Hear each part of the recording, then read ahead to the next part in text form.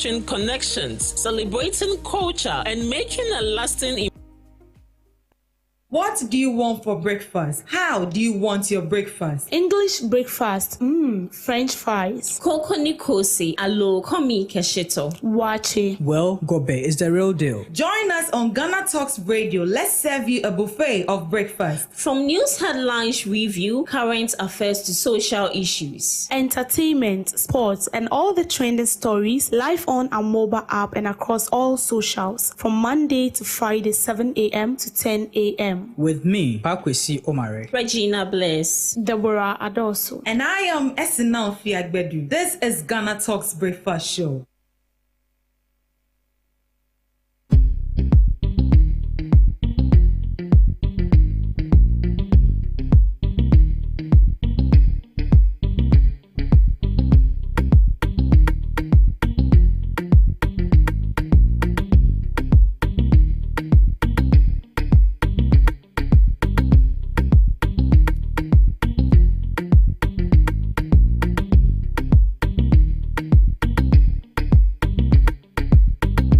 This is Ghana Talks Breakfast Show, your morning companion.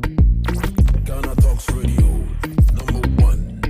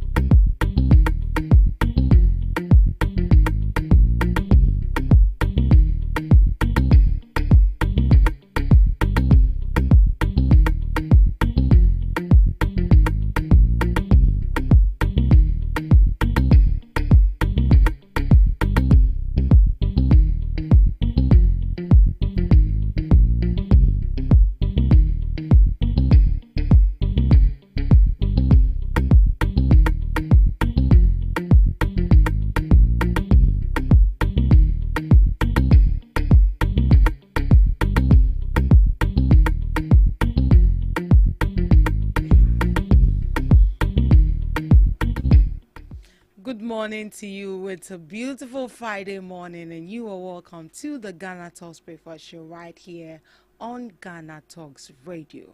You're welcome to the news headline review. Right here, we give you all the latest headlines making waves in the news. My name is Ruth Esenam Fiagbedu. Joining me right here in the studios is Miss Debbie Adozo and Miss Regina Bless. We'll be sharing their informed perspectives on issues that matter to you every morning right here on the show. Good morning to you, ladies. Good morning. How are you doing, Miss Debbie? The grace is sufficient. Oh, we thank God. Miss Regina? Yeah, How are you? I'm good. Your side. I'm fine. Fine. You do so well. You ask me how I'm doing. How are you? Don't ask me. Right. Let's dive into our major news items for this morning. Government to set up students' desks across all 75 foreign missions.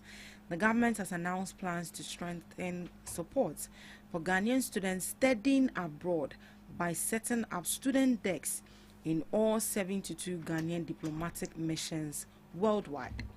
The announcement was made by the Minister for Foreign Affairs, Samuel Okudzeto Ablakwa, as part of efforts by the Mahama administration to improve consular services and ensure Ghanaian students overseas are well supported. According to Mr. Ablakwa, the decision follows weeks of consultations with Ghanaian student leaders in Europe, Asia, and the Americas on how embassies and high commissions can better respond to students' needs. He said the initiative builds on a successful pilot program introduced last year, where students' desks were set up in 11 embassies.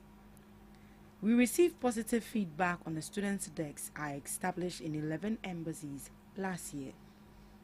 Based on the impact and successful pilot, we are scaling up this year by creating student desks in all 72 Ghanaian diplomatic missions abroad, he said in a Facebook post on Thursday. The Foreign Affairs Minister also revealed that the ministry is engaging international partners to address what Ghana considers unfair English proficiency requirements imposed on Ghanaian students seeking admission abroad. In addition, Mr. Blackwell said the government will negotiate more bilateral scholarships beyond the 1,500 secured last year and put measures in place to ensure transparency and fairness in how these scholarships are awarded. He further noted that discussions with student leaders included plans to ensure graduates return home after completing their studies to contribute to national development under the government's reset agenda. According to him, strategies being explored include startup support, entrepreneurship mentorship, business incubation, and improved recruitment systems. Mr. Blackwell added that the ministry is also strengthening assistance and has made progress in addressing cases involving alleged rights violations affecting Ghanaians abroad, including the Nana AJ case. So Mr. Blackwell established 11 student desks last year in 11 embassies, but now he's adding 72. He's going to create student desks in all 72 Ghanaians for diplomatic missions abroad. The man is working low-key. The man is working low-key. I think this is going to help students not to, struggle if they need information on certain issues. What do you think about that, Ms. Debbie? So I think that it's going to promote effective communication between students who travel outside the country based on education, between them and the diplomatic agents. Okay, because we've had instances where some of these students complain. I can remember some time back where COVID strike, Russian-Ukraine war, when it strike, we had some of these students complaining that they were not hearing from the government. They don't even know what is going on, and it got to a time they are not being paid the amount they're supposed to be paid. Because trust me, if a student is being given a scholarship out of the country to study, your expenses is the responsibility of the government. But sometimes they have a body. All students, whether in United States, whether in United Kingdom, whether Canada, wherever they are, they have a group, Ghanaian Association, or this students who are on scholarship. They have a group and they have a head for it. They have a head for that group. So any communication that goes on, that head or whoever heads them will communicate it out to the relevant authorities here in the country. But it got to a time they said the communication wasn't that effective, and so they were not even finding their way around, and they were stuck. I can't remember, they said their what's the name? Their hostel fees were due. They were not able to pay it, fees and all that. And I think every month too, they give them stipends and all that. They were not getting it. And then trying their possible best to get to the authorities in Ghana to talk with Daniel Assem, they are not getting it. So I feel like this consular support is just like an advice or assistance that the Foreign Affairs Ministry and the agent, Ghanaian agent, that is between, let me say, these people outside the country and Ghana, is going to help, because they are going to help these people. And as I said, like, it's an assistance or advice. So if we have this consular support, it means that these students can channel their grievances through this consular support. they can channel their grievances through it, and that is going to help, because you cannot send someone's kid outside. It's different when you apply for scholarship and you are going there on full scholarship based on that school you apply to, than the government of your country giving you a full scholarship. If the government of Ghana is giving you a full scholarship, then it means when you go there, where you sleep, where you eat, your courses, even monies you're supposed to pay for the course. You know, sometimes courses you offer, you pay for it, and all that is at the expense of the government. So if you get there and the government is not doing what he is supposed to do, so I think this is something that we did not pay so much attention to. So if the Foreign Affairs Minister is bringing this on board, it is very commendable to me. Very, very commendable. It means that those students will have it in mind that they are not just there. It's not as if you giving a scholarship when you get there, the government doesn't communicate. Even if your grievances are poured out, you're not being listened. But there is this kind of assurance that since the Okudzeto Ablakwa has brought up DEX, automatically mean that there will be effective dialogue going on between this Foreign Affairs Ministry and the students over there. And definitely, if there is effective communications, trust me, your challenges will be solved. But in a case where you communicate, communication is a two-way affair. If one person communicates and you don't get a response from the other person, then it means the whatever you are relaying out there is not going to bring forth any positive results, because you're not going to get an answer to it. So I feel it's a good one. Right. He also mentioned that students, after their course, instead of them to come back home and come and apply whatever they've learned, they don't want to come back. They want to stay there. What are some of the measures the government can take to make sure that these people actually come down to Ghana, come and, enhance national development? Madam Space. Okay, so in every country it has its own rules and regulations. And when you're in Ghana, for instance, and your scholarship ends, you need to come back to the country, because automatically your visa has expired. It is no longer working. So you need to come back to the country. If you don't come back to the country, and the right official sees you, they can deport you. And deportation means that you would not have access to that particular country for a very, very, very long time, because it will be like you are taking advantage of them. Because first of your mouth scholarship, also as soon as briefia on person. So I think one thing the government can do is to make sure that should I say pampered, and they need to pamper these students. How? So at the end of the day, you there come, whatever you've learned, come and also support the country, or come and also implement it. I think it should be like a contract or an agreement. If I believe it's because if the government is giving you a scholarship, you don't just wake up and just leave.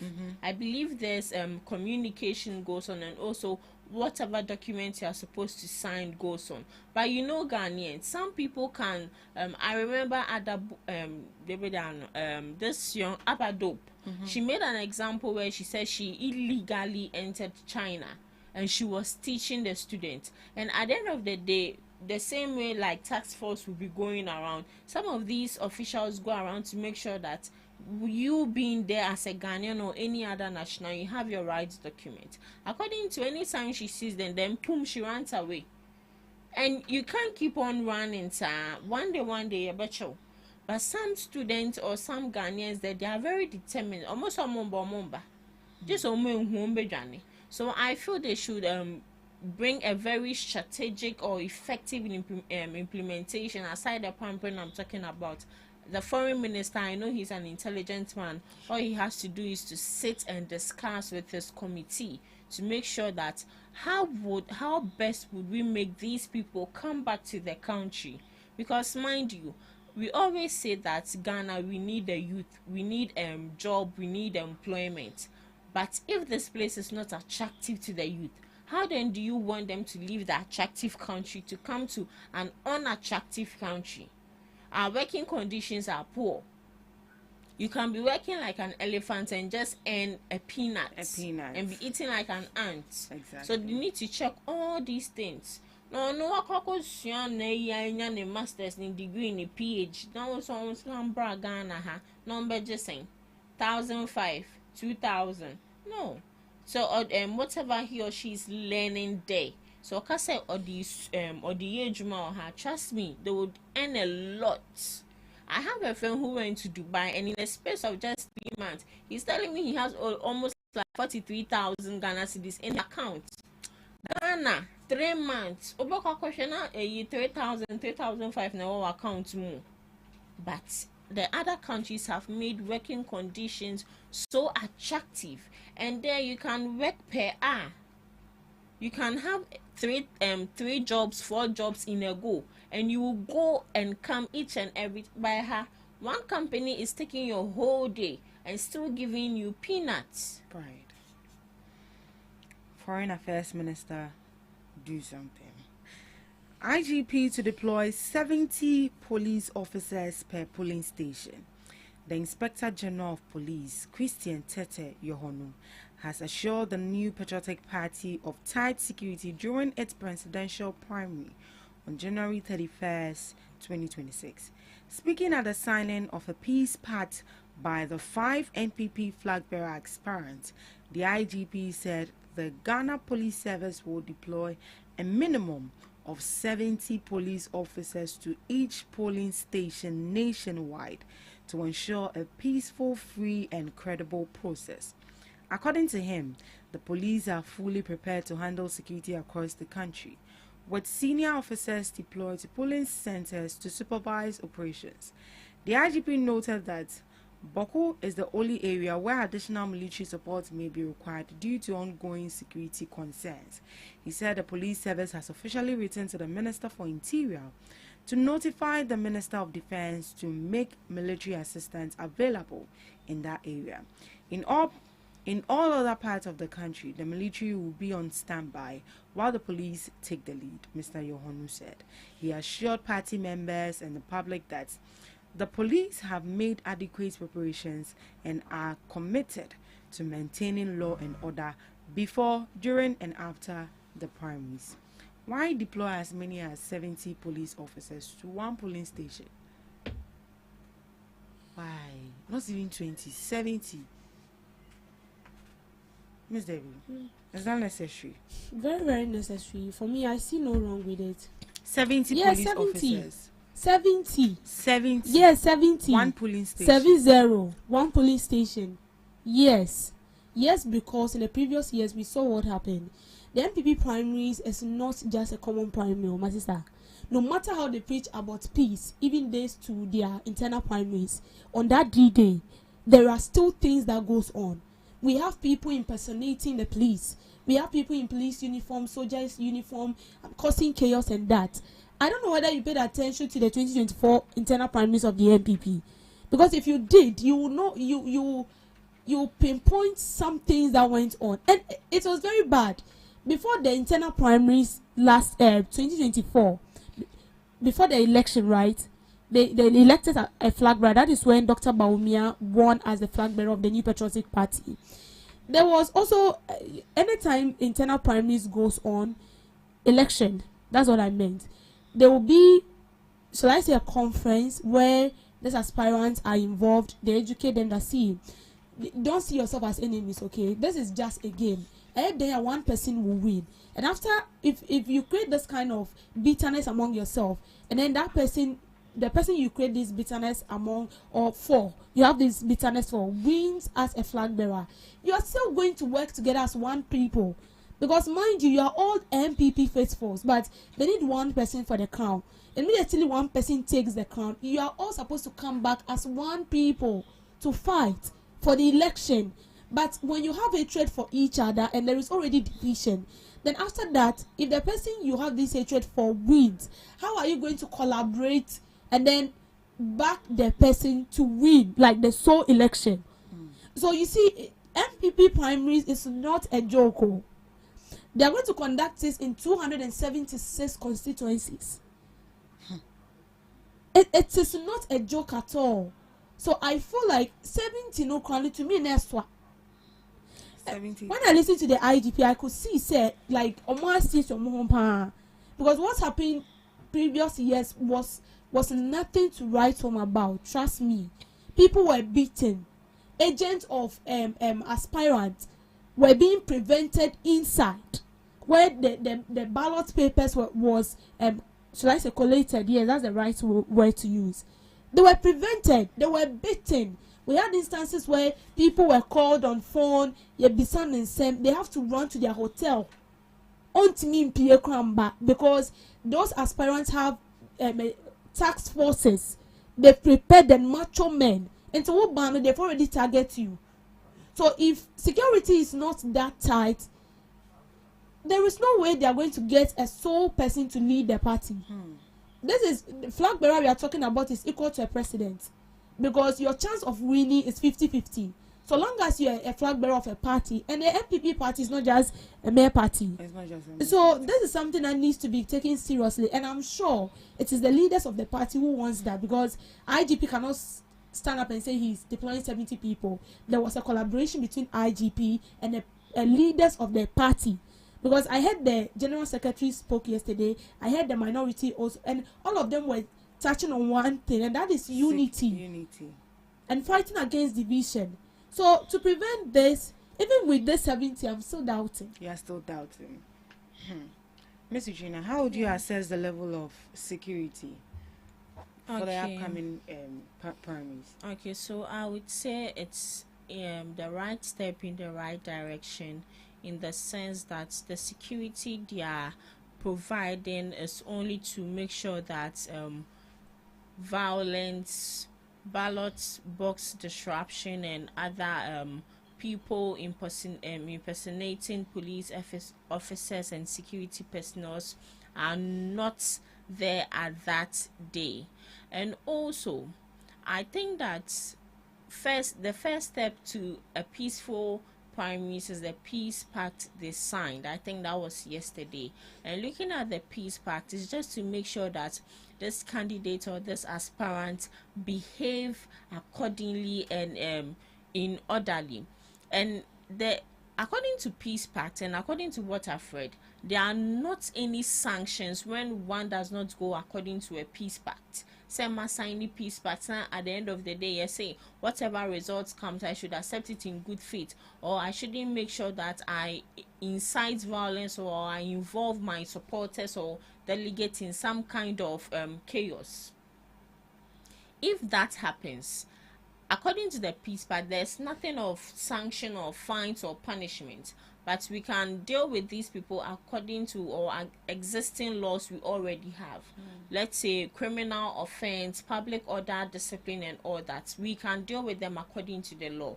And also the NPP as a party can also deal with them, maybe suspension, disqualification, or any other form of discipline. So I think the signing of peace pact is the first step to making sure that order is maintained. And also to the security personnel, we can still have, let's say, 1,000 security personnel there, and whatever chaos is supposed to go on will still go on, because we have, excuse me to say, we have stubborn goats in the midst of these people who are very, very stubborn and determined. I don't want to mention anyone's name, but yesterday I saw some videos circulating and some people signing the peace pact to me say, wait, yeah, say me sign it kind of BBC, I mean, because looking at the video circulating and looking at the demeanor of the person and all that. So I think the security personnel 70 is okay, but of course shock a cry. I feel say bebwa. Look at Abulekumar rerun. What happened? A lot of police officers were there, but violence still went on. Chaos was still there. People were beaten, people were slapped, people were abused. So did we say that the police officers that they were not doing their job? To make sure that at the end of the day everything goes on smoothly. It's just 9 days or say 8 days to the elections. We also plead with the candidates, the aspirants, to also make sure that since they want to be leaders is not only being given the mantle, but it's about what you do, how you carry yourself. We also plead with them that at the end of the day they should make sure that they talk to their delegates, their supporters. Any results that comes, they should accept it in good faith and leave the premises. Right. Security must be tight so we don't get another chaos. Ghana needs the NPP back, but not as a wounded party, Afenyo Markin. Minority leader Alexander Afenyo Markin has called on the NPP to rebuild itself as a united and disciplined party ahead of its presidential primaries. Speaking at the signing of a peace pact by the NPP flag bearer aspirants, Mr. Afenyo Markin said Ghana does not need a divided or weakened NPP, but a strong and credible alternative ready to serve the nation. Ghana needs this party back, not as a wounded, quarreling organization, but as a renewed, united, serious alternative, he said. He stressed that leadership should not be about service, not personal ambition, adding that the country does not need leaders driven by ego, but those committed to serving the republic. The minority leader said the peace pact must not be symbolic, but must reflect real changes and behavior before and after the primaries. He urged aspirants and their supporters to stop personal attacks and focus on ideas, policies, and competence. Mr. Afenyo Markin also warned against violence, intimidation, and ethnic or regional divisions, urging party members to use internal party structures to resolve disputes instead of fighting in public. He called on all aspirants to support whoever wins the primaries and to work together immediately after the results are declared. According to him, how aspirants conduct themselves during the contest will matter more than whether they win or lose. He also charged the party leadership to enforce the peace pact fairly and firmly, without bias, and cautioned grassroots supporters not to allow themselves to be used to cause division. Afenyo Markin concluded by saying the peace pact should be a strong commitment to unity, discipline, and national service, noting that only a united NPP can effectively hold the government accountable and end the trust of Ghanaians again. Miss Regina? Yeah. What can you say to this? Did you see his comments yesterday? He said opposition is hard. Yeah. It's painful. You lose friends. You call them and then they'll not even pick up your call. Yes, because they are making new friends. What are you bringing to the table? Of course, You yeah. being in opposition. But I just I also saw one comment from I think President John Dramani Mahame's special aide, Mrs. Madam Joyce Joyce, Bauer. yes, where she said that the government needs to bring up a special kind of treatment for past president, looking at how President John Dramani Mahama was treated when he was in opposition. It was, according to her, it was very bad. And I think when President John Dramani Mahama also gave his speech, he also mentioned it that he got ill treatment.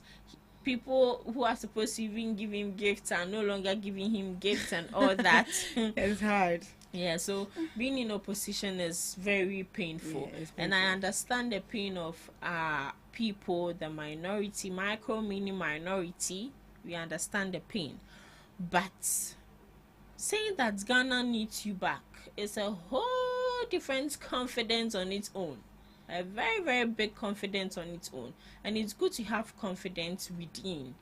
Because looking at what the NPP brought, looking at what the NPP did, for them to have the trust of the public back, it would, they would have to do a lot of reshuffling, a lot of sanitizing, a lot of cleansing. Because mind you, Nipa Awodeneba also matters. Who are you bringing? The right candidate matters. The right candidate who has the interests of the people at heart, and not only listening to his hungry stomach, not listening to greedy politicians, not listening to anyone, making sure that you adhere to the rules of politics, and also make sure that at the end of the day you make sure that whatever your friend said the country or the youth are supposed to gain, we gain it. It's not just about talks. We've heard enough talks from these people. They organized conference, NPP delegates conference, and their sole aim was to bring unity together. Was to bring unity among themselves and also make sure that the past was in the past, living a new life. But what are we seeing? We are still seeing the same old people.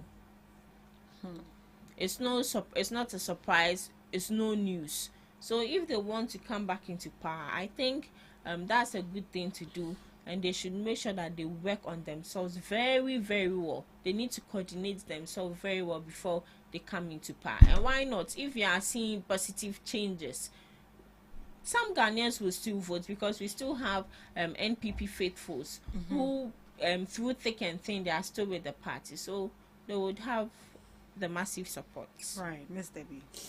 Yeah, so NPP, as Afenyomakin said, NPP needs to rebuild itself as a united and disciplined political party. For you to look attractive, as a political party, whatever you do is a means of selling yourself out there to the people. Sometimes people do not even mind how you do your things. Sometimes they look at obi or show picture or not everything, and sometimes too they just look at you. They don't even care what you are saying, but maybe how you carry yourself. They don't care what you say, but maybe you are open to people. Like you don't care whether the person has a higher class or something. So long as they see that he's very humble. Some Ghanaians do not really pay attention to what you bring out or what you say. They don't even care about how you insult someone, but how cool, how down you are, how you approach issues and all that. It makes them, it makes you attractive to them. Obiani Senior, they feel attracted to people. But this is a political party. You are not just a political party. When we talk about the dual political party in Ghana, it's NDC and NPP. These are the two largest parties we have here. So if you don't sell yourself well to the people, the kind of interest they have in you, the MPP then used to know. If you start doing things awkwardly, automatically, whatever you do does not look attractive to them any longer. Whether you're bringing in nice policies, whether you're bringing in whatever, it doesn't it doesn't concern them again. So what Afenyomakin is saying, disciplined. How you talk, and you can from the top to the down. Even communicators who feels they are MPP communicators, look at the way they talk. So you could see it's a bloodline something. So all that are something that you should pinpoint. I feel like by now they should pinpoint all those mistakes. What is making us unattractive? You pin them down. How are we going to solve it? And this can only happen where there is unity. And my first submission, I said that this is a contest. And a contest, no matter what, you're going to get a loser, you'll get a winner. And even if you are 100, it is one person that will be crowned. After the person is being crowned, you will still come together and work as one people, as a group. But if there is division, that's a people how are you going to win? Just like somebody stated, if Kennedy becomes a flag bearer, just imagine. So imagine Ken of Oriata wins as a flag bearer. How are you going to work with him? Ken of Oriata. Sorry, Kennedy Japan. Sorry for that, Kennedy Japan. What if Kennedy Japan wins as a flag bearer? How are you going to work with him? So all these things are things that people sit back and then they wouldn't tell you, but they are taking note of that. So I feel like this is very, very, very necessary. When you hear MPP faithful, people who are into MPP from the 1990s up to now, they'll tell you that party now say. When they are talking to you, they will tell, not the Gen Zs that are coming on right now that their focus is on money and attraction. No. People who have been in the party for long will tell you that party now say how they used to know the party is not what they are seeing. And as he said, an opposition that is divided, you cannot fight so hard to ensure that to put the current government on its toes. Because one, you're not even taking seriously that. Now, as Rebecca said, the current government are doing mistakes, they should do this, they should do that. No one is going to take you serious. But when there is unity, if there is unity, attractiveness comes in. Whatever you do, what message you pass across, naturally, people accept it. People accept it. But when there is no unity, even when you are putting it across, everybody knows that asema okay, you'll be asema okay. Right. For me, I think after signing this and the peace part, whoever that violates it or goes against it should be sanctioned, irrespective of whoever you are. Because you can't sign a peace part and then the person violates it, and at the end we don't get to hear anything. Then what was the essence of signing the peace part in the first place? So if indeed they want discipline to be in their party, they should apply it. They should make sure they enforce the peace fast. If someone violates it or go against it and like brings up violence or attack on anybody, it could be the delegates, the aspirant, or whatever. It's an agreement. So if you go against it, you should be sanctioned or fined. I think they can start from there. Right. Thank you so much for joining us in the news headline. We'll be up next. We have Today in History with Message in our place.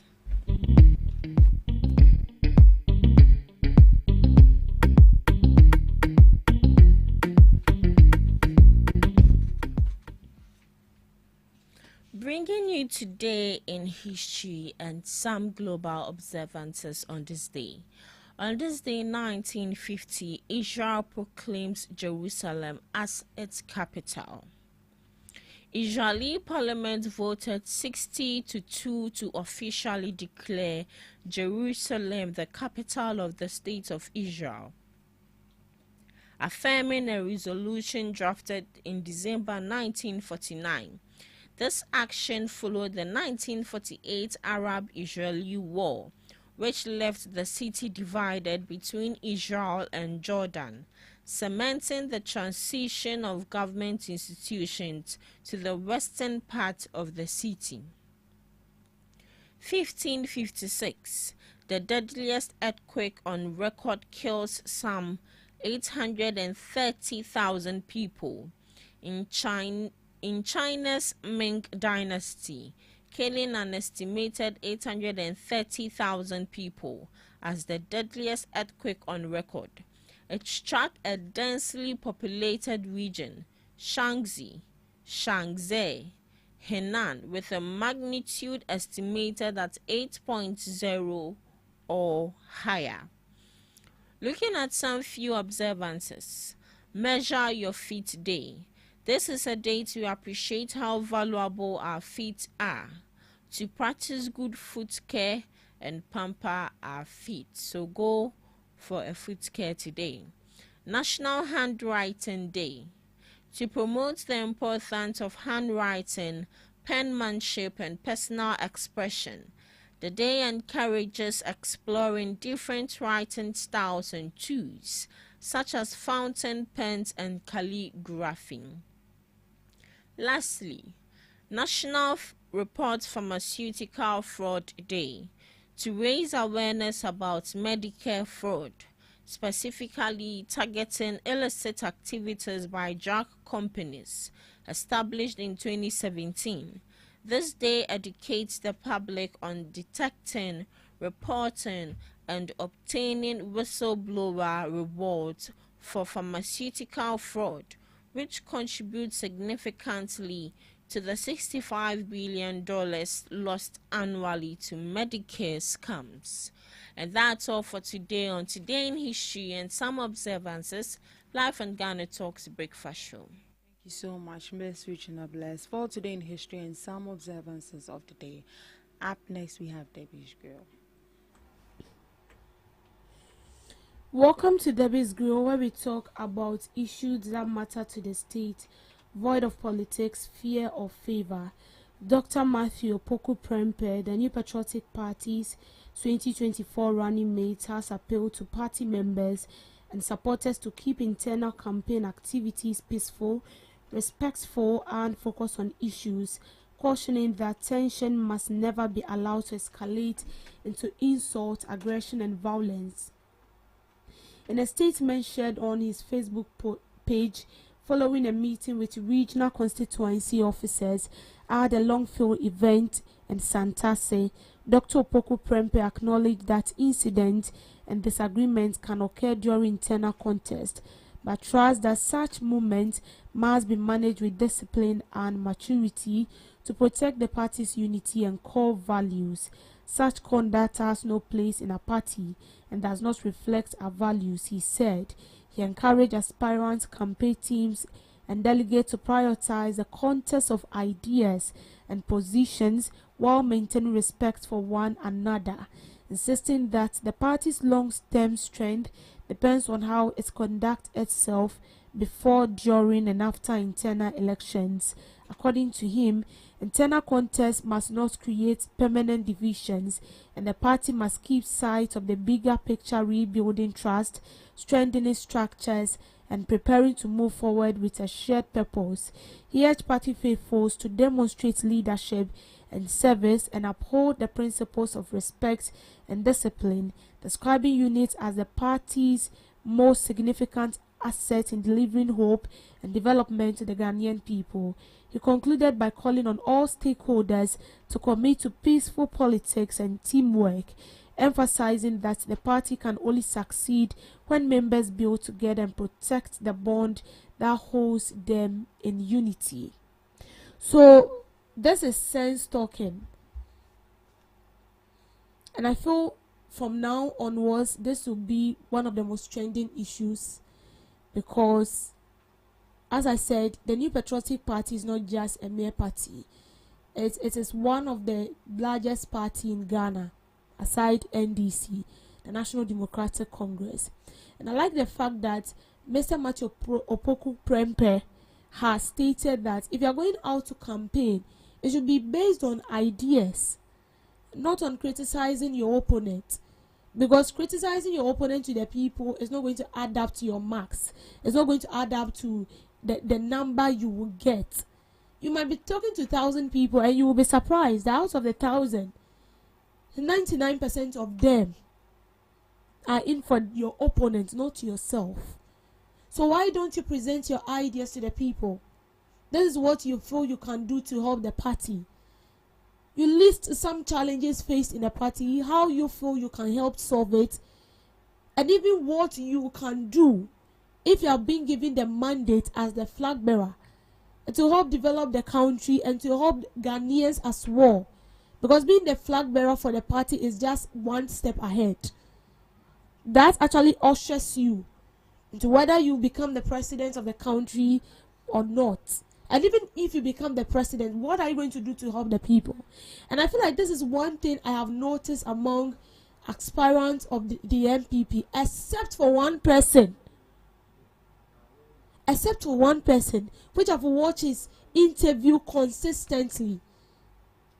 And even if the presenter is trying to, sometimes interviewers find ways and means to trap you in questions.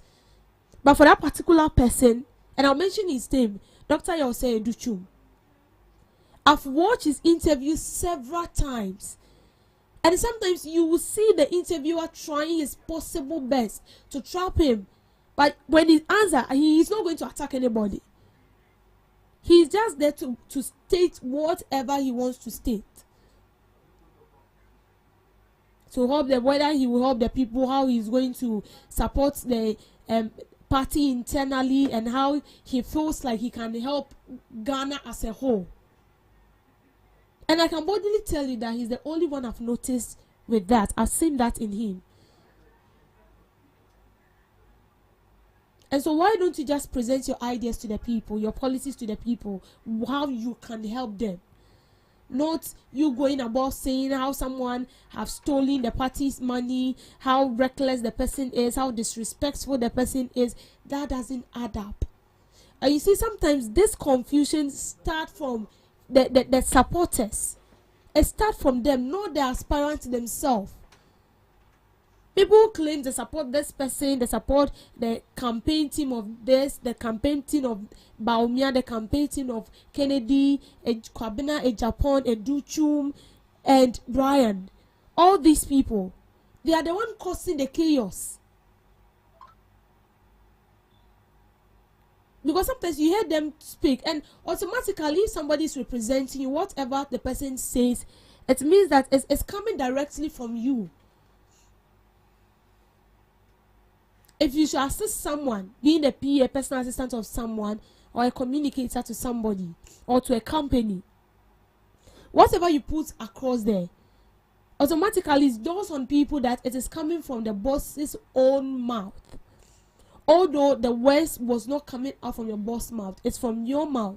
But then they believe that what has been channeled to you is what you are putting it out there.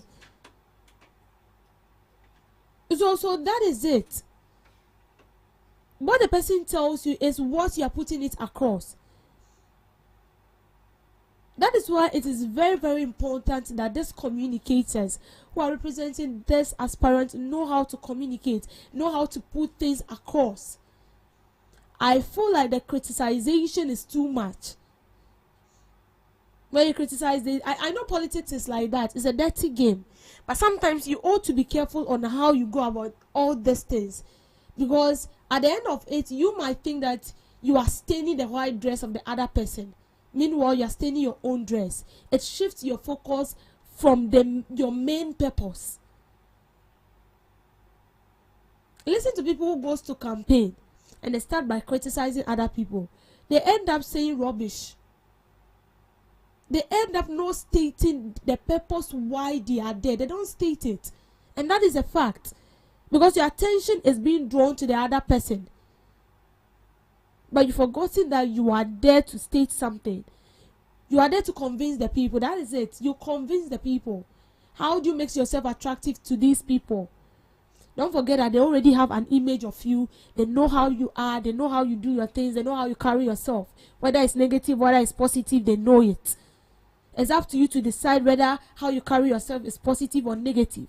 And to think through it, how you're going to convince them to vote for you. But when you don't put that into check, and you feel like you can just go there because you're being given the podium to speak, or you're being given the opportunity to speak, and so you can say whatever you want to say, you will be shocked at the very moment they will declare their support for you. For that, just keep it in mind. They will declare their support for you. But on the D-Day, they know who to vote for. It is common everywhere. Even the people following you, claiming that they support you and all that, they know who to vote for. I remember before the election, when the MPP were having their last rally before the election, and then one of the supporters were being interviewed. Also, it is possible by Ezu. So it should tell you that this kind of people, they might be following you as crowd, but in their mindset, they know what to vote for. And I remember President Mohammed's defeat, his first defeat, when he was also doing, I think, his last rally with the people. They did it at a stadium, and it was full. It was full. Serious people came. And everything shows that this man was going to win, but after the election, no one knows what happened. So it should tell you that I'm citing this example to push your attention to something. That the fact that somebody is closer to you and the person tells you that even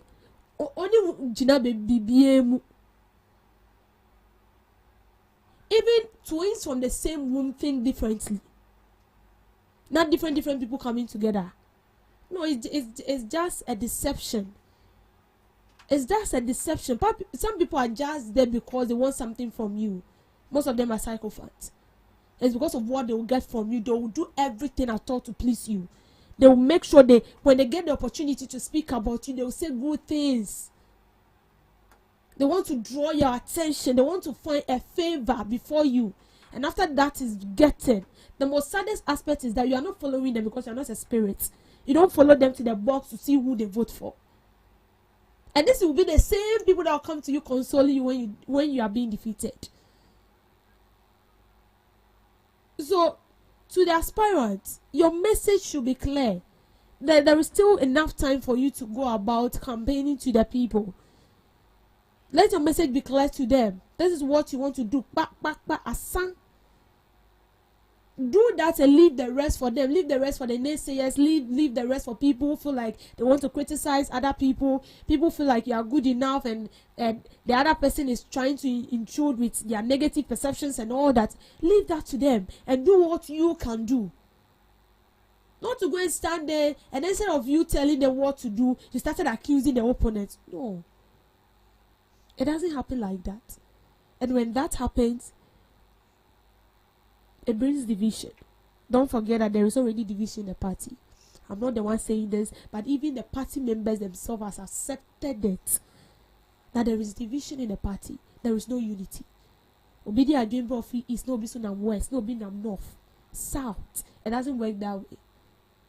If it does, I'm not sure there will be a saying that together we stand, divided we fall. Even the Bible states that how can two people work together except that there is an agreement between the two people? If you see two people working together, it means there is an agreement between them. People do not just stand up and relate with other people. No, it doesn't happen that way. So if you are passing a message, let it be clear that it's a message you are passing across. That is one mistake I've realized from politicians. Not only from the MPP, but politicians, Ankasa. I know it's good to criticize people, your opponents. It's good to let people know that this is what he does.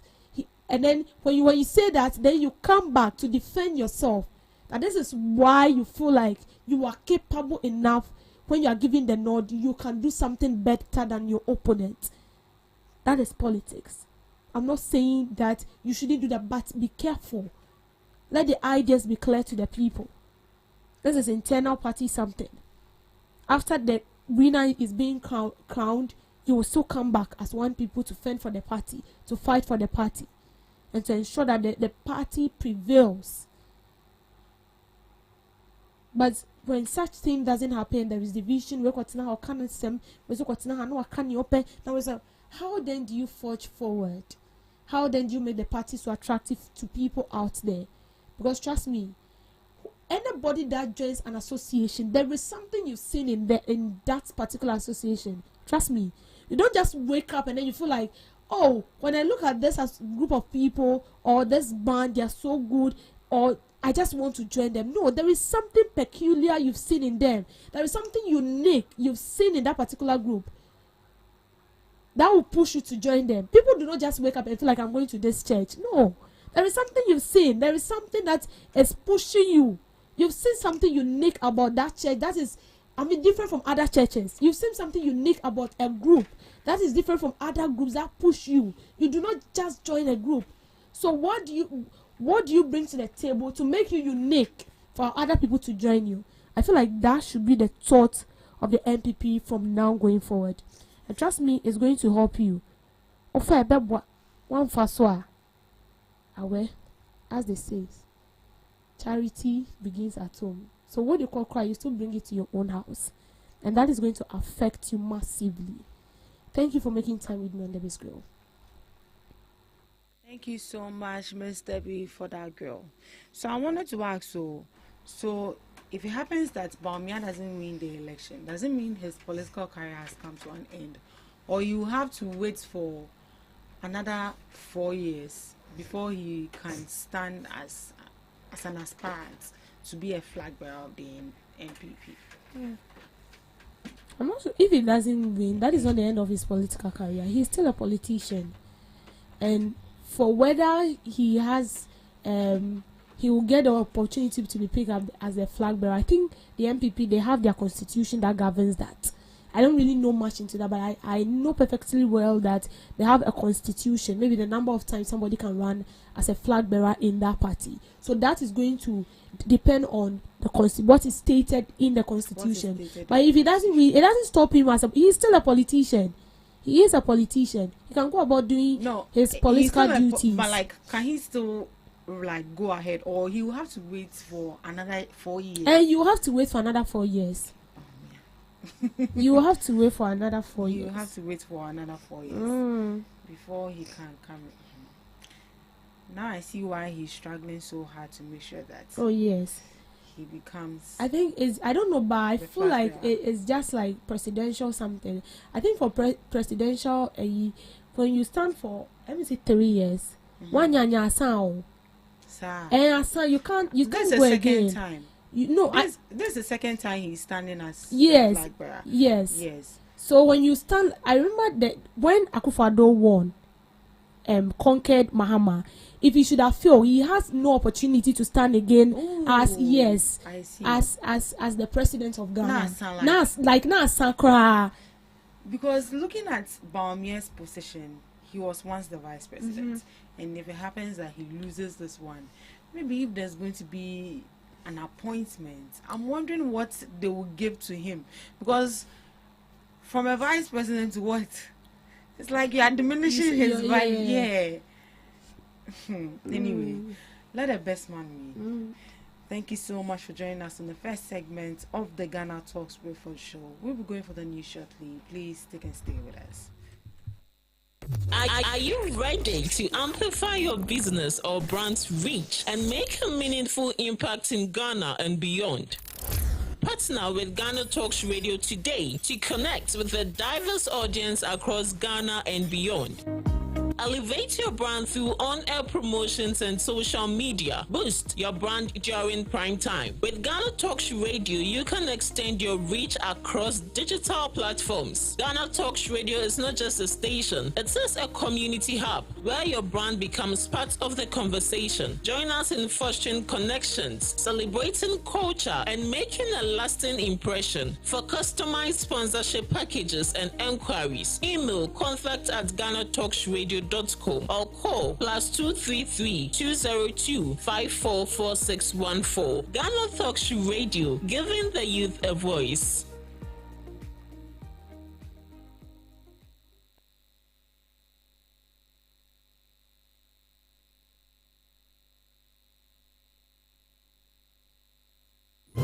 We bring you local news, business news, international, sports, and entertainment news.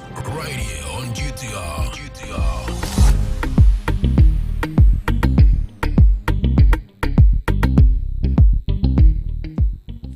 Welcome to the morning news update on Ghana Talks Radio. In today's most trending news, President Mahama highlights progress at World Economic Forum.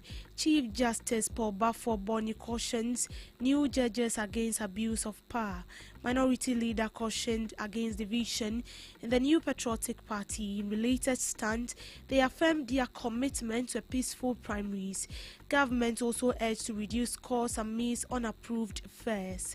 These and many more coming up your way shortly.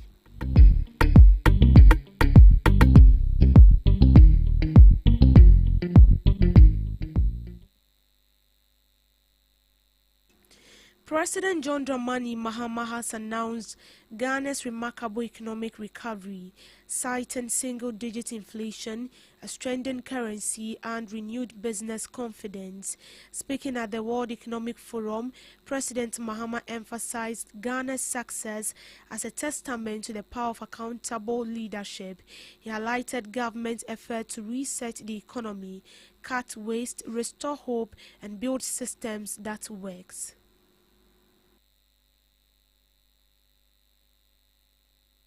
And we're building systems that work. In my first year of being back in office, we've shown that democracy works and that change is possible when leadership is focused and accountable to the people. From a debt-distressed, crisis-ridden economy, we've achieved an impressive turnaround with a stable macroeconomy characterized by single-digit inflation, a strengthened currency, and increased business confidence. But here's what keeps me up at night. Ghana's success alone is not enough.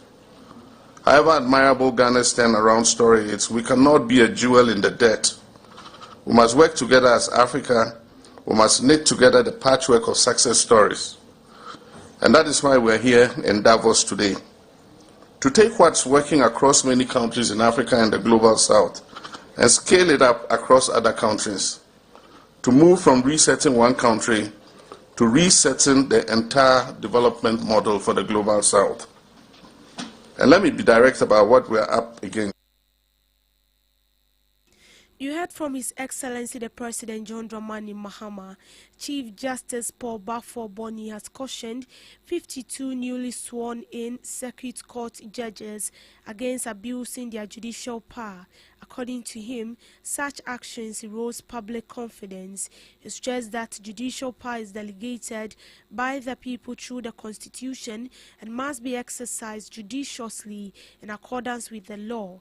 Addressing the judges, Justice Bafo Boni urged them to discharge their duties with integrity, competence and independence. The decisions we make will shape lives, families, businesses, and communities. We must therefore approach our responsibility, diligence, and our unwavering sense of responsibility.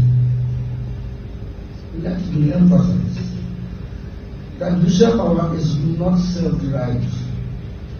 It is power delegated by the people through the Constitution.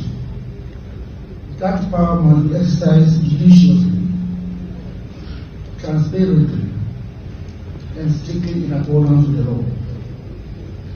Any abuse of judicial authority erodes public confidence and undermines the very foundation of the rule of law.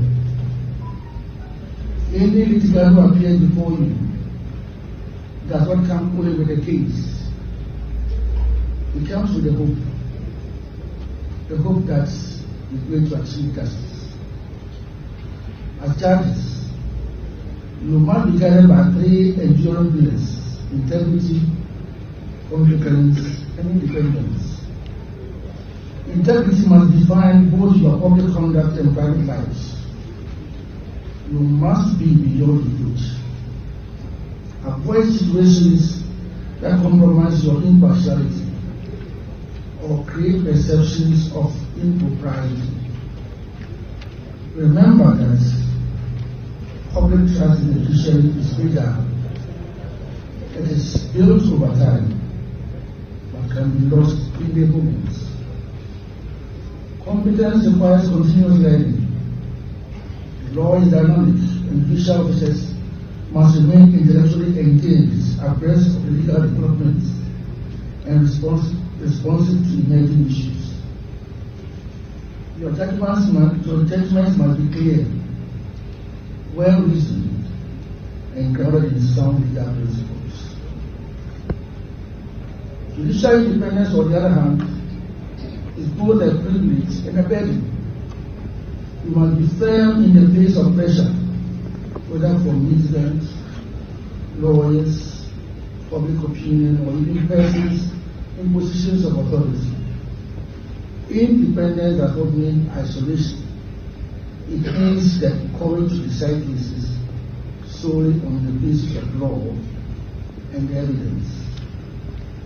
I wish to take this opportunity to highlight the increasing importance of information and communication technology, that's ICT, in the work of the courts.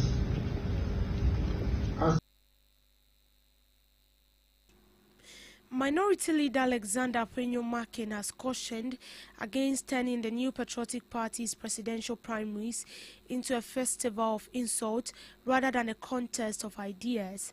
According to him, internal division weakened the party's ability to challenge government on key issues. In his emphasis, unity is crucial for the party's success, urging aspirants to practice brotherhood over personal ambition. He made these remarks at the signing of a peace pact by 5 New Patriotic Party presidential aspirants. Let no one deceive themselves. The divisions surrounding this primary go beyond party officers. They risk crippling the mighty minority's collective and effective ability to check the Mahama administration and the majority in parliament. If this primary becomes a festival of insult instead of a contest of ideas, if it leaves behind bitterness instead of brotherhood, then the real victor will not be any aspirant on this stage. The real victor will be a complacent government and a comfortable majority who knows that a divided MPP cannot credibly challenge them on corruption, economic hardship, and institutional decay. In related news, the acting national chairman of the New Patriotic Party, Dankwa Smith, has urged supporters of all presidential aspirants to maintain calmness, assuring party executives are committed to maintaining peace. He emphasized the significance of prioritizing unity above personal ambitions. I wish to use the opportunity to appeal to supporters of the 5 aspirants to engage with open mind and patriotic heart. Let us debate respectfully, listen attentively, move forward together with unity and prosper and purpose without insult. Let's put the party interests first above all the individual interests. I say this, and again say that we, the executive of the party, are committed, fully committed. We are not going to allow anybody in the party to destroy the good work of our committee. I commend the committee for the good work done, but I still want more. We need peace. From today, the day that we will vote, cast our votes, and after the voting.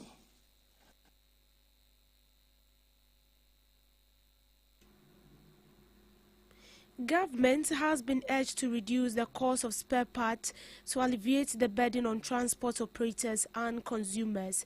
The call comes as transport operators grapple with unapproved fares, exacerbating economic strain on Ghanaians. In response, spare part dealers have attributed the high price to middlemen inflating cost. Excellency John, Ramani Mama Banity. Assassinating Sabia one team why or crimes. By the first time of the year, the year could do the drivers in the share fuel, the beer could see idea, a holiday, a man 100% say, my yard, Papa Hapa. Naimum dear is here and so a high end Palmer, a master see and ya no beer cassette. Fuel what about form or say, a title only fair so near Sani Manumano. Obako spare parts mudie e ho de de adina nigina e ho na ya na ye ntia se adentina fuel kofom dollar so is stable and today na mass spare parts na ye to de share car nso no eno de still okwa eno mu kwa na ekoso e ho no ni so ne ye nso ye ntia se dollar kofom de a enkeka bibia e ka so buy na em ko spare parts for no mo so mo akofa begu odeda enti ye kan se nhwe se mfa se obu fuel wo fom na se price ne kosura fuel no fom no oton no price foforo na e de aba no ye te so oton no price na e de aba na edenti na spare parts for de omo de still kwa na ekosoro e ho no mom na mpesa aban ne hwe na ohwe na se woni omo ekokasa na ehu se ne ntia ama omo ntime spare parts ne so ama still spare parts no esura na no de kwa na ekono the best rabbi, the best His Excellency, Omampani Don Pranani Mahama. Because last week, Kumasi, we share any on social media. Yes, it drive any be aqua could charge manabroso. Omoma police for city guard force and the Uncle Brew, I know, I drive a nini mate said, DNT to fame. Non wakwaja mana broso omko brono na die ntinsu na yate dollar so petrol kofem na no die omo ye de omo pe na dawo fo nko a de bibi na no mani die echi aban ma yate 50% omo yi 50% am say dawo say 50% in free roll fare so minimum storekeeper bu okrum ha Saturday na omo share says that time on starting for 50% yin free so never new friend in your adwan ofiri ni store eba station ha ebe bisa say 50% na yes abansi yin no ye yi ana so no store no your pen or ton no nti ebesre the whole Ghana men ka the whole Ghana mpo men ka nsa adawɔfo biribi ne ɛno ɔmani di akyi dadeɛ nti na obi nso ɔtɔn ne nneɛma hwɛ nansi a cylinder nketewa yi a yɛfrɛ no 6 kg ɛho kɔ atwe kakra last 3 days ebi baayɛ ɔma tum nso dɔla yɛn tum o that time ne yɛtɔ no 205 sisi a 220 obi akɔka hwɛnkyerɛ saa ɛyi no padawa sɛ dawa ni ne ɛyɛ sɛ ɛna yɛyi 1 cd kura filɔl fɛ so a obiara bɛpɛ sɛ ɔbɛma n'ani akɔ so ahwɛ sɛ deɛ aban no yɛɛ no ɛka ne yɛ deɛ ayɛ adwuma anaa nti yɛbɛsrɛ. In business, the year-on-year producer price inflation for all goods and services was 1.9% in December 2025. This was 0.6 percentage points higher than the November 2025 producer inflation rate, but 24.2 percentage points lower than the December 2024 producer inflation. On a month-on-month basis, the rate between November and December was negative 0.8%. Thus, on average, producers' prices for goods and services decreased by 0.8% in December compared to November. According to data from the Ghana Statistical Service, mining, the largest sector with weight of 43.7%, recorded 1.0 percentage point increase in producer inflation. This was from 2.3% in November 2025 to 3.3% in December 2025. On the other hand, the manufacturing sector, which makes up 35% of the weight, decreased from 0.5 in November to 0.1 in December, losing 0.4 percentage points. Also, the producer inflation in transport and storage subsector continued to fall, declining from negative 10.2 in November 2025 to negative 3.7 in December 2025. The Ghana Statistical Service urged households and consumers to practice value-based and price-conscious spending. It also advised them to adjust consumption choices towards more stable price goods. For businesses, the Ghana Statistical Service called for improved cost efficiency and productivity to sustain operation amid mixed sectorial price pressures. It also warned them to reinvest savings from lower input costs and manufacturing into technology, skills and supply chain resilience. Regarding government, it called for reduction in structural production costs by strengthening energy supply, transport infrastructure, and logistic systems. To sports, Vice President Nana Opoku-Agyeman has reaffirmed government's commitment to using sports and recreation as a strategic tool for national development, describing the sector as critical to economic growth, social cohesion, and public well-being. The Vice President made the remarks during a working visit to the Ministry of Sports and Recreation, where she highlighted the vital role of sports in Ghana's development.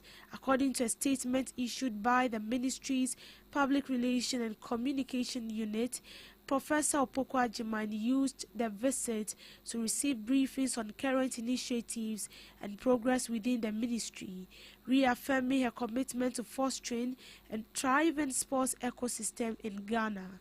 She commended the Minister of Sports and Recreation for what she described as excellent leadership over the past years, stressing that service to humanity remains the core calling of public servants.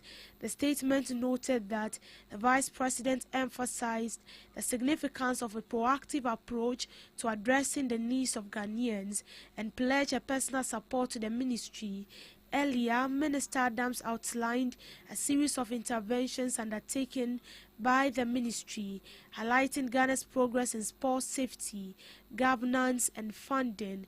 He recalled that following the death of a football supporter, the ministry suspended Premier League, conducted safety audits, and created a sports police unit. In boxing, the ministry acted decisively after the death of boxer Gabriel, overhauling boxing regulations and introducing national medical protocols. Financially, the minister revealed that the ministry had cleared over 904,000 in overdue salaries for Black Stars staff. World Parliament has now passed the Ghana Sports Fund Bill to finance sports infrastructure and development. The Vice President also celebrated the contribution of sports and recreation to Ghana's economy, noting that the sector plays a significant role in national development. Her remarks, the statement said, inspired confidence in future of Ghana's sports industry and its potential to contribute to social cohesion and economic growth. Meanwhile, the chief director of the ministry expressed appreciation for the visit, describing it as a motivation for management and staff in continuing their hard work and dedication. Also, the Minister of Sports and Recreation stated that reviews of the budget allocated to Ghana national men's football team have saved the country a lot of money. In a high-profile meeting with the Vice President, the Sports Minister revealed that rationing the budget saved almost 700,000. In the lead-up to the final round of Ghana's 2026 FIFA World Cup qualifiers, Kofi Adams announced significant cuts to the Black Stars budget, and in his address to the Vice President, the Sports Minister highlighted the benefits Ghana gets from the review. Ghana will now compete in the 2026 FIFA World Cup later in June. In showbiz, vampire horror film Sinners has broken the record for the most Oscar nomination received by a single film after being nominated for 16 of Hollywood's most coveted honors. The film beat the previous record of 14 nominations and emerged ahead of its nearest rival this year. Sinners contenders include its star Michael B. Jordan and his British co-stars Wumi Mosaku. The winners will announce at a ceremony in Hollywood on March 15th. The leading films include Sinners, One Battle After Another, Party Supreme, Frankenstein, Sentimental Value, Hamnet. Sinners more than just a horror. Sinners has exceeded expectations and backed the trend that normally means horror films don't perform well at award ceremonies. It beats the previous record, total of 40 nominations, achieved by All About Eve in 1951, Titanic in 1998, and La La Land in 2018. Michael B. Jordan is nominated for Best Actor for playing twin brothers who returned home to Mississippi in the 1930s to set up a junk joint, which is set upon by blood-sucking vampires. Other Sinners cast members to be nominated include British-Nigerian actress Wumi Mosaku, who grew up in London. The pair carries Britain's hope for acting awards this year. When a Bruce A. still from One Battle after another showing Leonardo DiCaprio character wearing a black hoodie and walking intently at night. Leonardo is nominated for the Best Actor for his role in One Battle After Another. While Sinners deals with spectre of racism in the American South, One Battle After Another gives a take on the current messy political climate in the United States. The film has also scooped nomination for supporting cast members. It has been the presumed favorite to win Best Picture throughout award season, and it could still peep Sinners to the top trophy in March. The front runner in the nomination does not always turn out to be the big winner on the night. In the past 21 years, the movie with the most nomination has gone on to win Best Picture just 6 times. Either way, the nominations are good news for Warner Bros., who made both Sinners and One Battle After the Other, as it is in the process of being sold, possibly to Netflix. On international updates, Donald Trump has sparked fresh outrage in the United Kingdom after saying NATO troops stayed a little off the front line during the war in Afghanistan. Labour Member of Parliament Emily Thornberry, the chair of the Foreign Affairs Committee, called it an absolute insult to 457 British service personnel killed in the conflict, while the Liberal Democrat leader says how dare he questioned their sacrifice. Conservative Member of Parliament who served in Afghanistan also said it was sad to see the nation's sacrifice and that of the NATO partners held so cheaply. The United Kingdom was among several allies to join the United States in Afghanistan from 2001 after it invoked NATO's collective security clause following 9/11 terror attacks. The United President told Fox News he was not sure the military alliance would be for American. He said US had been very good to Europe and to many other countries. He also added that the United States was the United Kingdom's friend, but its leader had behaved in a way that is bullying, rude, and has deliberately been trying to undermine NATO. On the same program, Conservative shadow cabinet member also called the comment disgraceful and appalling. There are many people in this country who served both in Iraq and Afghanistan, many of whom lost their lives, but also many who came back with life-changing injuries, and we should say thank you. He added that the United Kingdom, United States special relationship was significant for both defense and security, and said in recent weeks Trump had directed conversation to the security of Arctic, where he said there was a very serious threat. PA Media UK troops are dressed and also dressed in uniform, walking in a line whilst leaving camp in Helmand Province, Afghanistan. 557 British service personnel were killed in a conflict. Speaking to BBC's Newsnight program, Dutch Foreign Minister David Van rejected Trump's remarks as false, saying Europeans shed blood in support of United States troops in Afghanistan.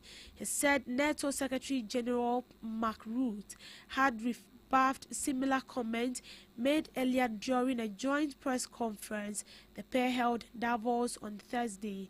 Meanwhile, former British Army officer said it was sad to see the nation's sacrifice and that of NATO partners held cheaply by the President of the United States. Unit in Afghanistan said the President claimed bore no resemblance to the reality experienced by those of us who served there, he said. A spokesperson pointed to comments made by Defense Secretary while visiting NATO ally Denmark on Wednesday. United States invaded October 2001 to host the Taliban, whom they said were harboring Osama bin Laden and other al-Qaeda figures linked to 9/11 attacks. NATO nations contributed troops and military equipment to the United States-led war. More than 3,500 coalition soldiers had died as of 2021 when the United States withdrew from the country.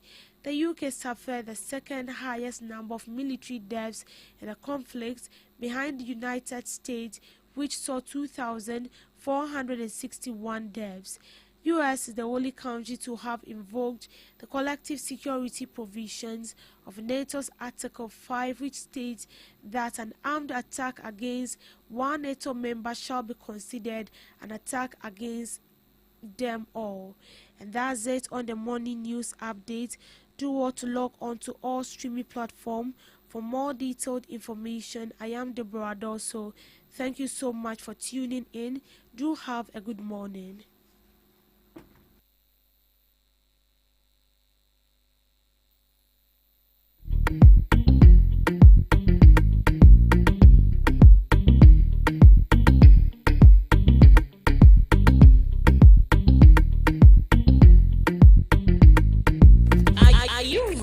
To amplify your business or brand's reach and make a meaningful impact in Ghana and beyond. Partner with GhanaTalks Radio today to connect with a diverse audience across Ghana and beyond. Elevate your brand through on-air promotions and social media. Boost your brand during prime time. With GhanaTalks Radio, you can extend your reach across digital platforms. GhanaTalks Radio is not just a station, it is a community hub where your brand becomes part of the conversation. Join us in fostering connections, celebrating culture, and making a lasting impression. For customized sponsorship packages and enquiries, email contact@GhanaTalksRadio.com ghanatalksradio.co or call +233 202 544614. Ghana Talks Radio, giving the youth a voice. What do you want for breakfast? How do you want your breakfast? English breakfast, French fries. Koko Nikosi, alo komi kesheto. Wache. Well, Gobe is the real deal. Join us on Ghana Talks Radio. Let's serve you a buffet of breakfast. From news headlines review, current affairs to social issues. Entertainment, sports, and all the trending stories live on our mobile app and across all socials from Monday to Friday, 7 a.m. to 10 a.m. With me, Pakwesi Omare. Regina Bliss. Deborah Adoso. And I am Esinal Fiagbedu. This is Ghana Talks Breakfast Show.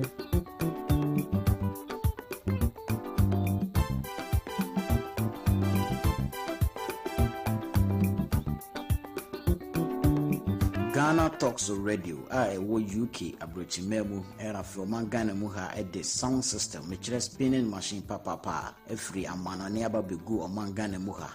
It is a we a year, we engagement, we wedding, we birthday party. Political parties are more rally, some way sorry more crusade. So we'll book carnival or any kind of event. Now we'll pay spinning machine papa a boss sound in the moon at the dia any may come for GTR sounds at the MAO. Your live band in so I would to answer at the frame ya beat me abababua. Ama ujume dia woody and so at me I come up. Yawa enkan popuni mantemo anya aponchi hotel a hope pepe ena yebutu odi ane se wo befre empanifo e wo 0546 960510 GTR sounds emu wode angaza.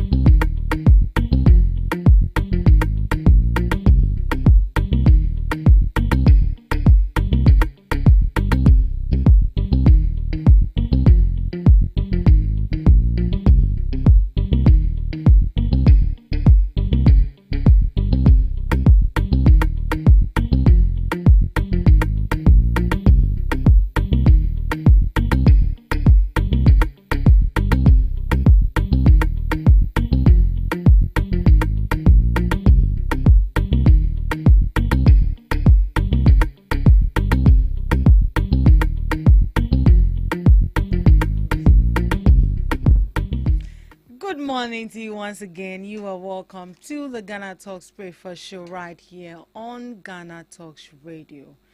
Yes, I have sitting right here in the studios with me my honorable ladies, knowledgeable ladies.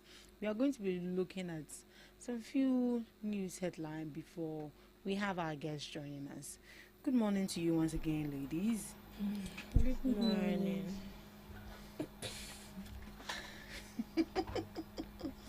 Producer, thank you. Right. So before we delve into the second segment, I would like for us to look at some news headlines. But I saw one interesting post from Baumia. I will help pastors and Christians visit Israel and pray for Ghana when I become president, just as Muslims go to Mecca for Hajj. Should I read it again? Okay, so Dr. Baumia says he believes in prayer. And just as the government has been supporting Muslims to make it to Hajj, if he wins the flag bearer position and becomes president, he will ensure the government he builds also supports Christians to make it to Israel also. I will help pastors and Christians visit Israel and pray for Ghana when I become president, just as Muslims go to Mecca for Hajj. Is this a message? Is this a convincing? Producer said testimony. Is it campaign message, Benny? Now, who told you that Christians have to go to Israel and go and pray before God listens to you? But we have the church. You can even stand here and even pray. You can be in the comfort of your home and pray. How is that going to happen, Miss Debbie? It's not a campaign message.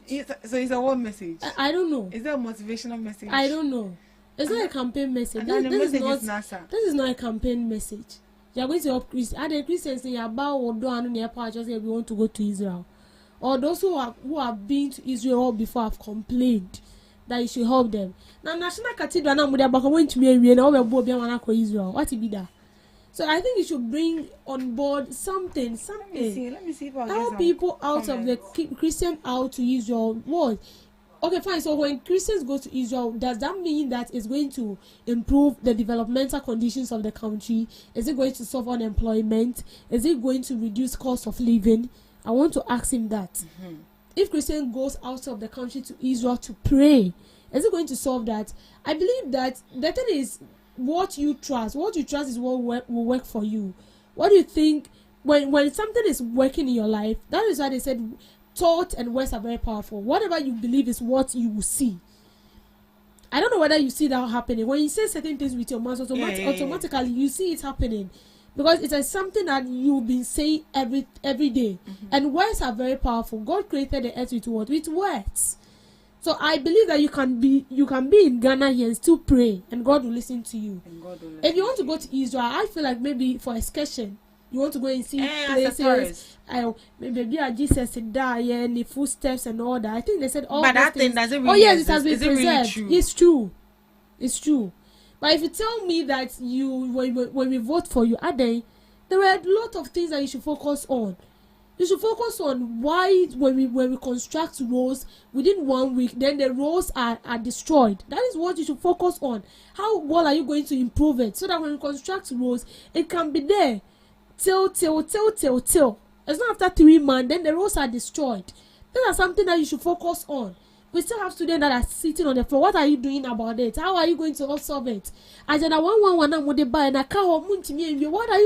you doing about it? How sure or how well are you going to ensure that those hospitals are built? Because if that 111 hospitals are built, don't forget it's going to employ more nurses, it's going to employ more doctors, and in a way, it's a reduction in unemployment. That is something you should be talking about. And but even when you pray, God gives you wisdom to think. So it's necessary. You don't that excuse me, but that was a rubbish campaign message. I don't know who is giving him that advice, but trust me, that's not a message. That's not a message. Miss Regina, how did you feel about it when you saw? How did you feel when you saw this message? Do you want me to be blunt? Please be nice with your words. Because what I want to say, me can't. This is how the macho me pajama free her. Yeah, okay, so looking at what we are facing currently as a country, and looking at the track record we want to hit as a country, especially when it comes to the youth, our economic stability, our monetary issues and all that, what our former vice president is bringing on board is irrelevant, doesn't hold water. It doesn't make sense. What's that contribution to the Ghanaian youth? Some contribution or the about say campaign message or say a manifesto, say a idea. How would it benefit the youth? Okay. The housing, your friend is saying, house rents, as most of the youth can't pay. With the message he's talking about, how would it contribute to that? How would it improve? Job unemployment, with the message he just said, how would it contribute to that? Our roads that are being destroyed, that are deteriorated, that are out of state.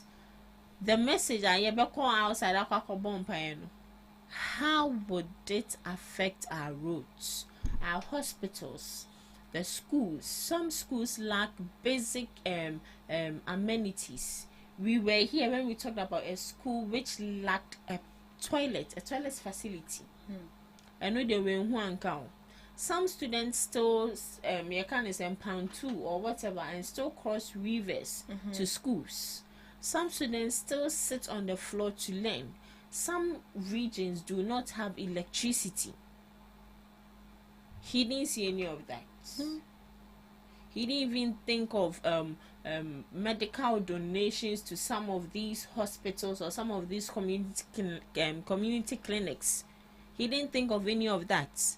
But say you be free how call outside like how the Muslims do. Young fans and Muslims then put this understandable because we have the is it Mecca? Yeah, Mecca. It's out there, it's outside in Ghana. But Christians, we have enough churches here. Why? The God we pray to, Okoha is a different God or what? I don't understand. It's the same God. The God we know is the same God, the same church, the same vision, the same prayer. So if you can pray to him here, if you go there and we pray to him, but all of them he will answer or he will not answer. Betty. So we should just remain here and do whatever we want to do. But if this is what he's talking about, or if this is what he wants to do for Christians, or if this is what he wants to do for the country as a leader, then I'm sorry. This is not a leader talking. This is not a leader talking. Prayer is a good thing. But looking at our country, it's not prayer we need. We need a lot of work. Not prayer. At least come to us and tell us that, when you come into power, you make sure that you build school facilities, you build hospital facilities, you make sure that our deteriorated roads are being fixed, you make sure that our lights are always stable, our water supply is always stable, uninterrupted water and power supply. You make sure that students who lack basic amenities also get it. You make sure that this, that. Things that will contribute immensely to the growth of the economy, the health sector, the education sector, all the sectors in the country, not prayer. So you see, I feel like Dr. Baumia was trying to copy President Mahama. I'm saying this because when the current administration came on board, they reduced Hajj fares from 75,000 to 62,000, and that was mainly for people who travel to Hajj. The Muslims who travel to Hajj, who travels to Mecca to pray. President Mahama reduced the fare from 75,000 to 62,000. That was when he was in power, right? When he came into power, he did that to help our colleagues. Our colleagues Muslims who go to Mecca. So I feel maybe he's trying to do same as President Muhammad did, but this is not needed. It is not needed. If somebody wants to go to Israel, they shouldn't be attached to taxpayers' money. Right. Still on the issue of the NPP's pact, the entire process appears to be rushed. It will compromise integrity of the elections. A leading member of the opposition New Patriotic Party, Dr. Nyao Tamaklo, has criticized the party's leadership for adopting what he describes as a top-down approach in its effort to unite the party ahead of its flag bearer election. According to him, the peace pact which was signed yesterday appears rushed and could undermine the integrity of the party's upcoming election, which is scheduled for January 31st.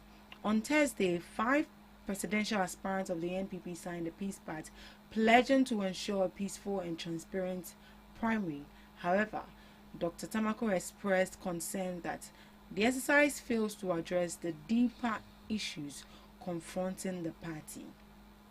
Dr. Nyao Nyao Tamaklo warned that the 31st primary could prove destructive to the party, as the fundamental problems of reconciling disgruntled members remain unresolved.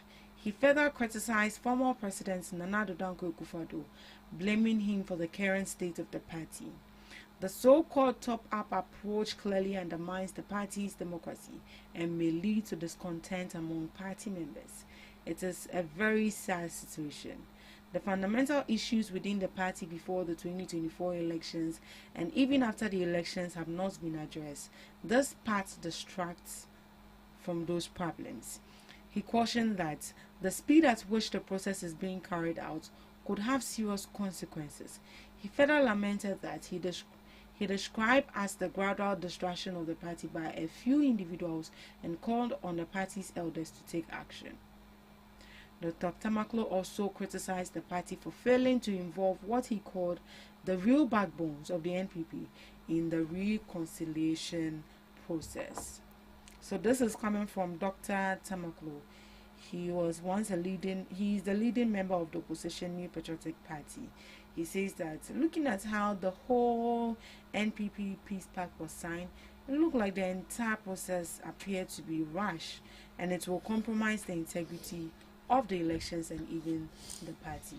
Do you see it as such? Do you agree with him that the whole process was rushed? Yes, in a way, yes. He's not the only one saying this. Yes, he's not the only one saying this. I've heard a lot of MPP faithfuls, especially people who have been in the party since the inception of the party and are still, by the grace of God, are still alive. I've heard those people saying that the party is in rush to choose a flag bearer at this point. They feel like they should have waited and then solve the internal grudges in the party first before they go ahead for internal primaries. As usual, as we know, before election, internal primaries are done like say 3 months or maybe 4 months or sometimes 3 to 4 months to an election. That is where you see every party doing an internal primaries where they want to elect a flag bearer. But as it stands now, it looks like immediately the MPP got defeated in the 2024 election. From then till now, their focus is on how to pick a flag bearer. And they were like, when they do that, it's going to hurt because some of them feel like when they don't do that and then they do it the normal way, automatically they can't, they can't corrupt the process. They can't corrupt the process. They can't corrupt the process and ensure that the person they want is being voted for. So in every party we have leaders, and those leaders knows who they want to vote for. So when you listen to these people, for me, with what they are putting outside there, they are trying to convey something to us that although the party is in rush, they are in rush because of a purpose. They are in rush because they want an intended person to win the primaries. And if they don't do that and they want to go the normal way, they might not, the person who they feel have to win the flag bearer is not going to win it. Do you still get me? The person is not going to get the nod. So they have to rush into it. And that is why they are doing what they are doing. But when they started this, everybody was talking like, hey, I ain't 10 pounds. They started it since this current administration came on board. And they coming up with a primaries. And everybody was like, it's too early. Because after the defeat, everybody was thinking that the MPP party will come together. I mean, same how they speak, how they approach issues, especially how they attack this current administration, the policies they are bringing on board, and rather focus on the internal challenges. But what did they do? They said that they solved it. They told us that they've solved it, and so they are going in for primaries. So Mr. Nyahonya Otamakolo he's not the first person saying this. They are in rush, and it's true. They are in rush. I don't know why they are rushing, because we still have like how many years more? 3 years more.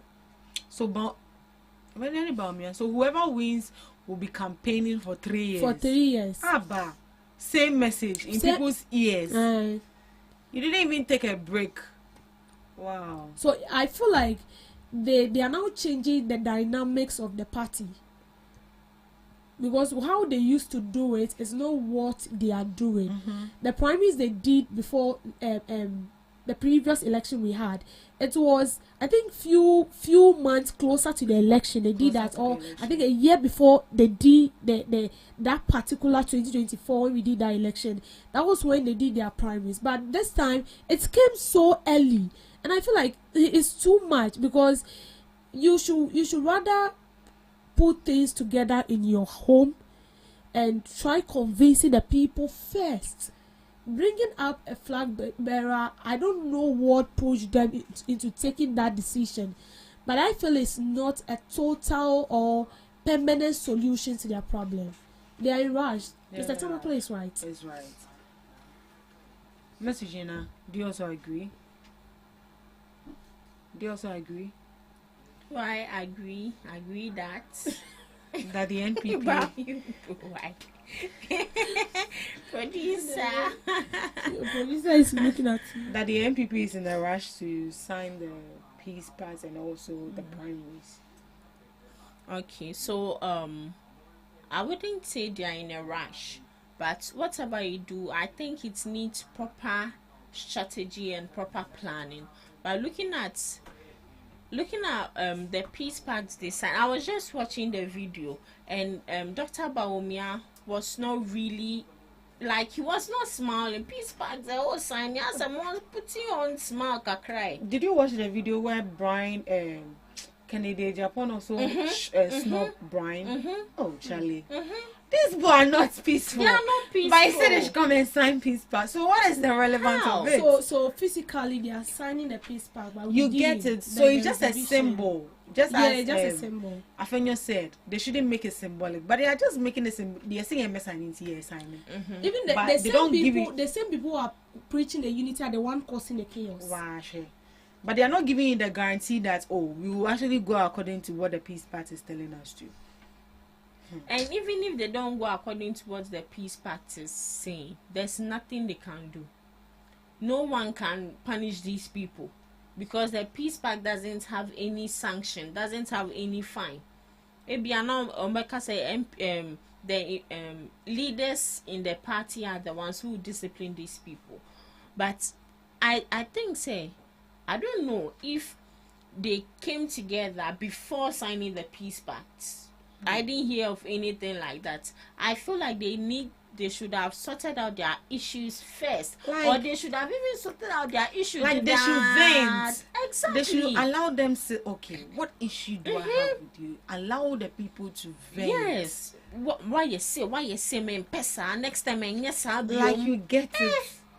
But it's a punch the baby man, a punch a baby. What do you know why a punch? Akataso.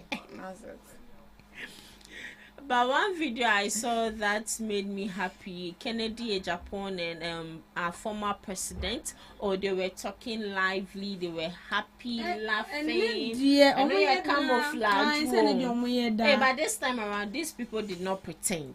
They did not, the aspirant, they did not pretend to like each other. Everyone was just serious with whatever obey.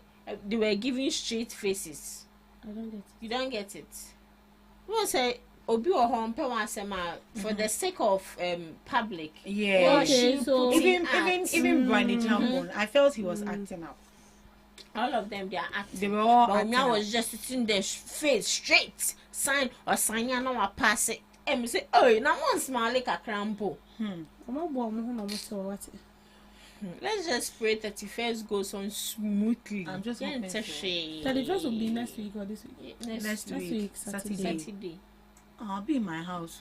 You'll be in your house. I'll not be in a rush. Please. I'll be in my house. Go to police station.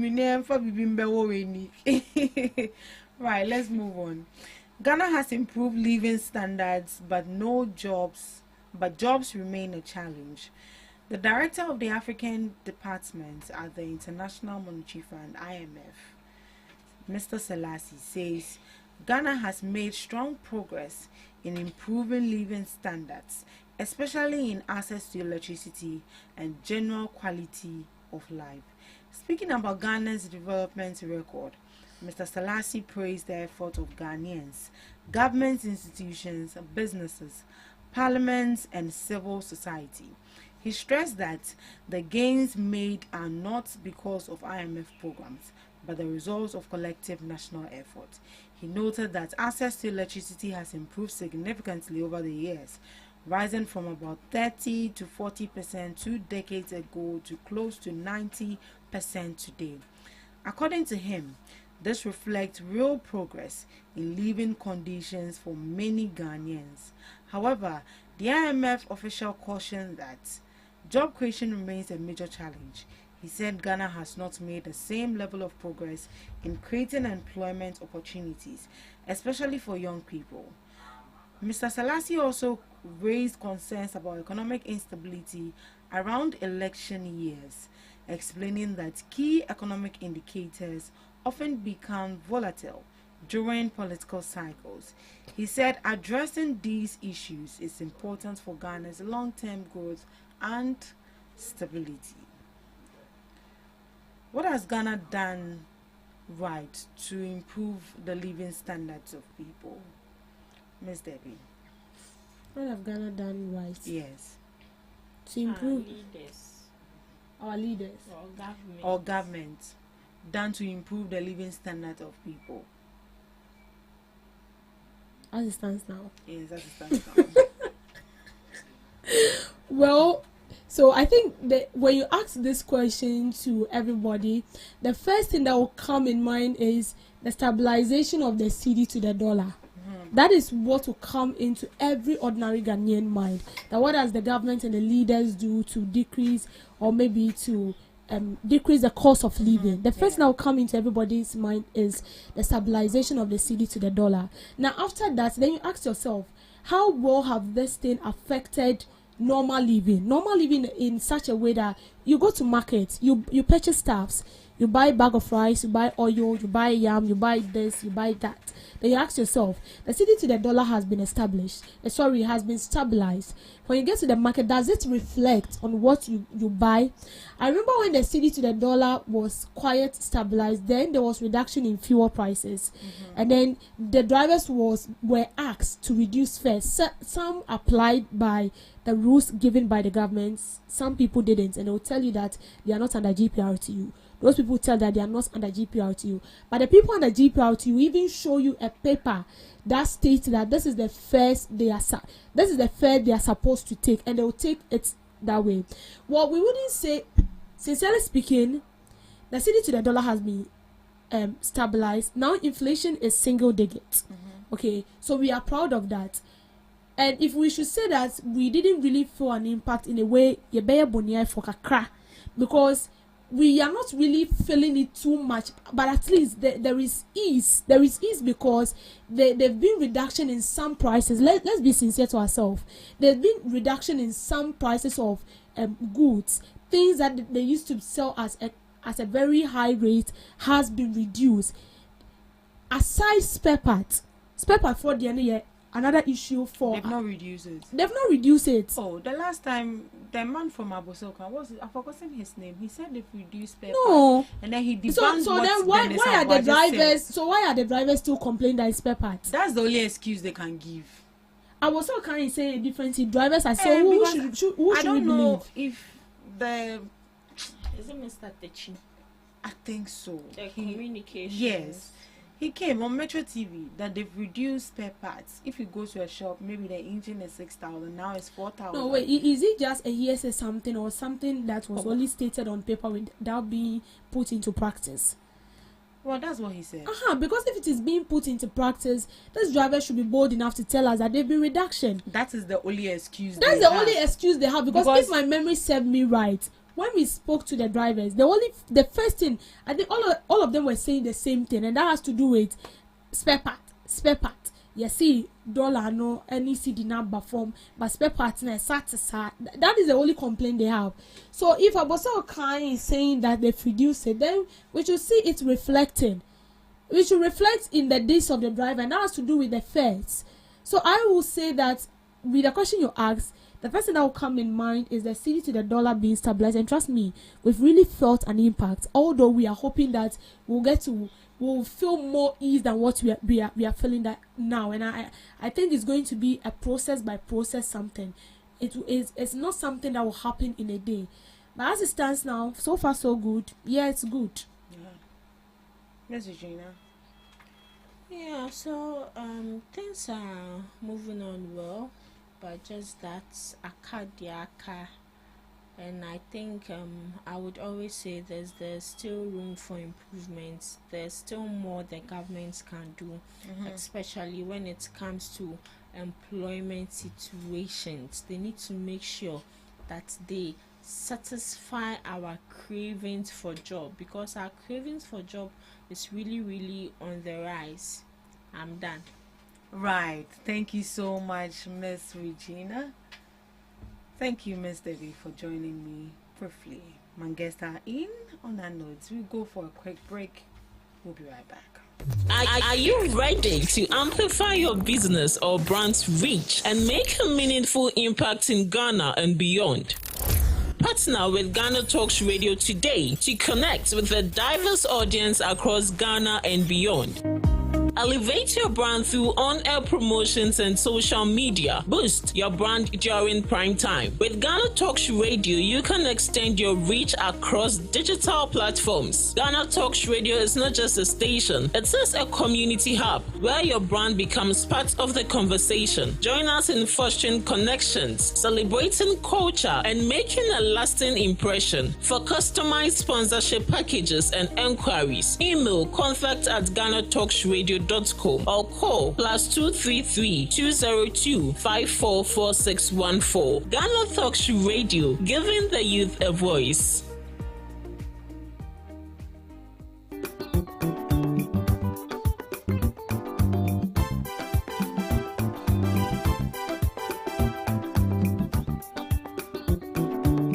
GhanaTalks Radio, UK, Abrochimemu, era from Ghana Muha at the sound system, which is spinning machine papa, a free amana never be good among Ghana Muha. It is a year, we engagement, we wedding, we birthday party. Political parties are more rally, some way, sorry, a more crusade. So we'll book carnival or any kind of event. Now we'll pay spinning machine papa a boa sound in the moon at the dia NMA Kamfu GTR sounds at the Emao. Your live band in so our tones at the frame, ya beat me ababeboa. Ama ujumedia woody and so at me I come up. Yawo enkan poponi mantamo anya aponchi hotel ahope pepe na yebutu odi an se wo be frɛ mpanifo ɛwɔ 0546960510 GTR sounds emu wode angaza.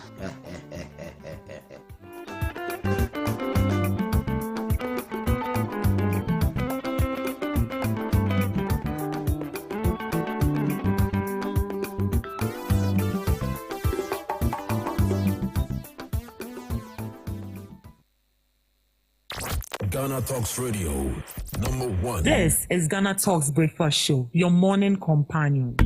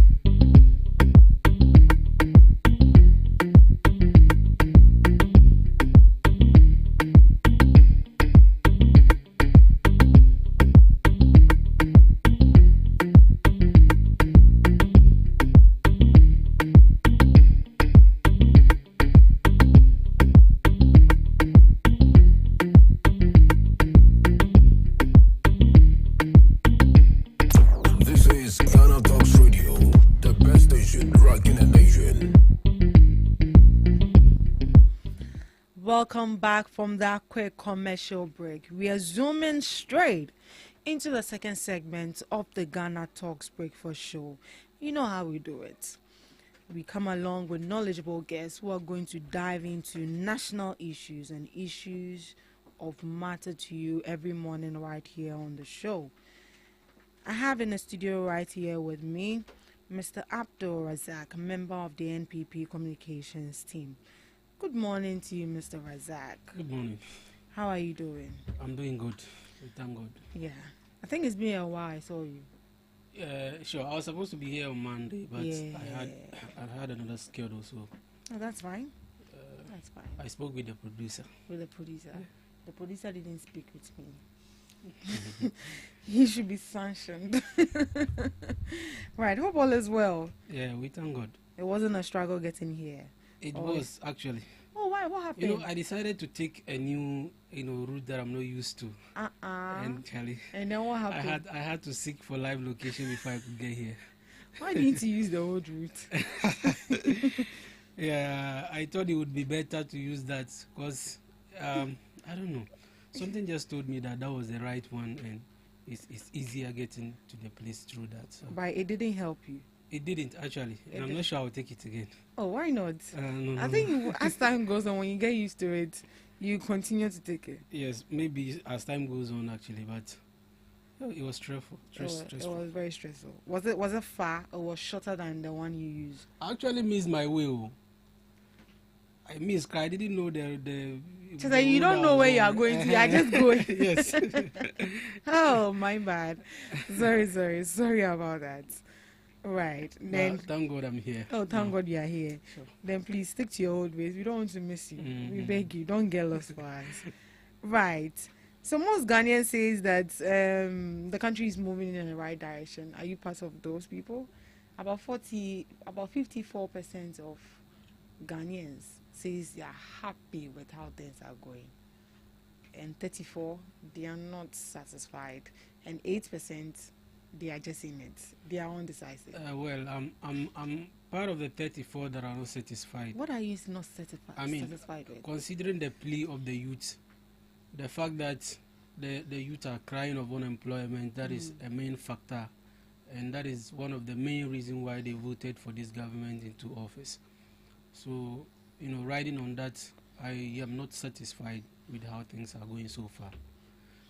And for government that promised that they were coming to create jobs and to bring employment for people, in their first 1 month of their governance, we all saw what happened. They wrote a letter to discontinue appointment of over 30,000 Ghanaians, and that's a very sad one.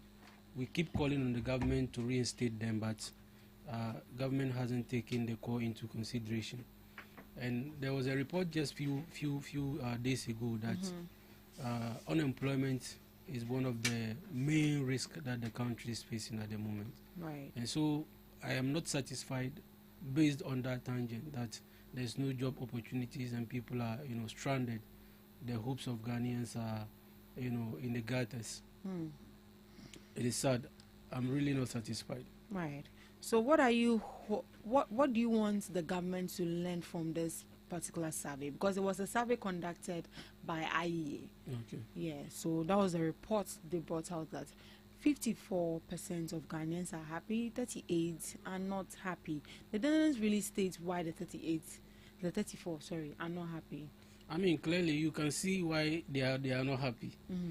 Because you have government increasing base pay of about 10%, and then you have him imposing 25 water electricity tariffs and water tariffs of 15% or so on the Ghanaian people. That is something that really does not go down well with a lot of Ghanaians, and I believe those are most of those are the reasons why the people are not happy, and considering the fact that there's been tax imposition and dollar is down, but cost of living still in a rise.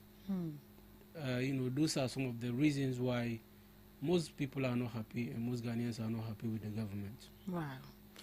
We are just hoping that in the coming days, the government do something about the issue of unemployment and make sure that at least we have a large number of people being satisfied with how things are moving. So I think at this juncture, we are just going to zoom into the main topic for discussion as we have our NDC communicator join us shortly. Right, so for our first topic for discussion, minority demands Ablakwa's sacking over diplomatic failures. The minority caucus in Parliament is calling for the immediate removal of Foreign Minister Samuel Okudzeto Ablakwa, accusing him of poor diplomacy that they say has damaged Ghana's international standing. Addressing the press, the minority spokesperson Nana Asafo Ejay said Ghana's long-held reputation as a stable and reliable partner is being undermined under the current foreign affairs minister. He pointed particularly to the recent decisions by the United States to pause immigrant visa processing for nationals of 75 countries, including Ghana, from 21st January 2026.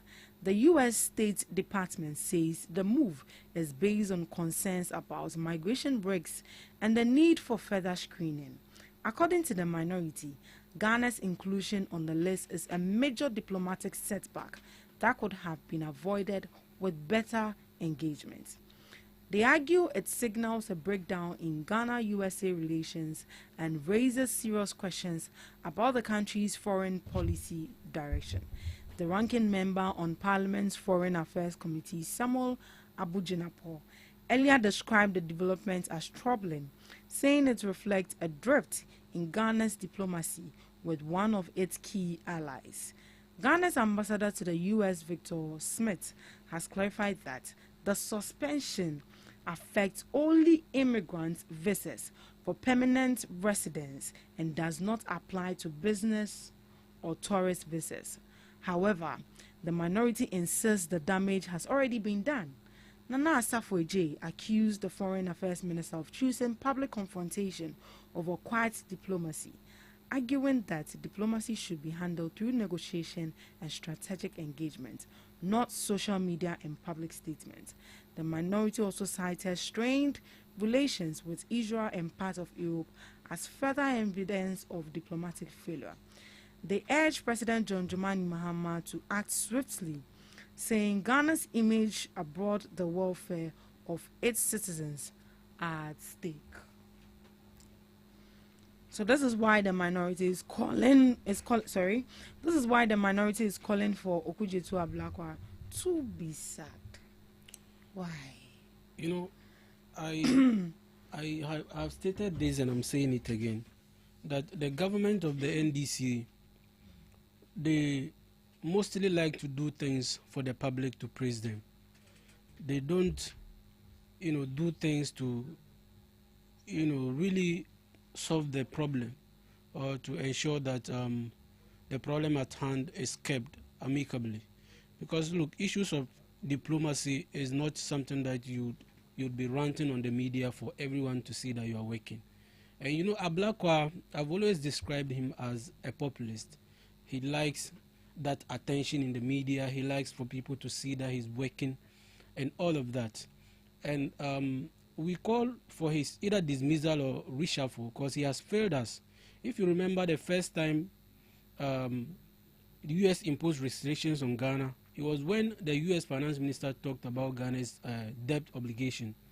And after that incident, Ablakwa went onto his social media account. He was saying a lot of things, using words that are too harsh, to be used by someone who is a diplomat. And so we were expecting that Ablakwa, after that incident, would have restrained himself and then use more diplomatic language in his diplomatic engagements.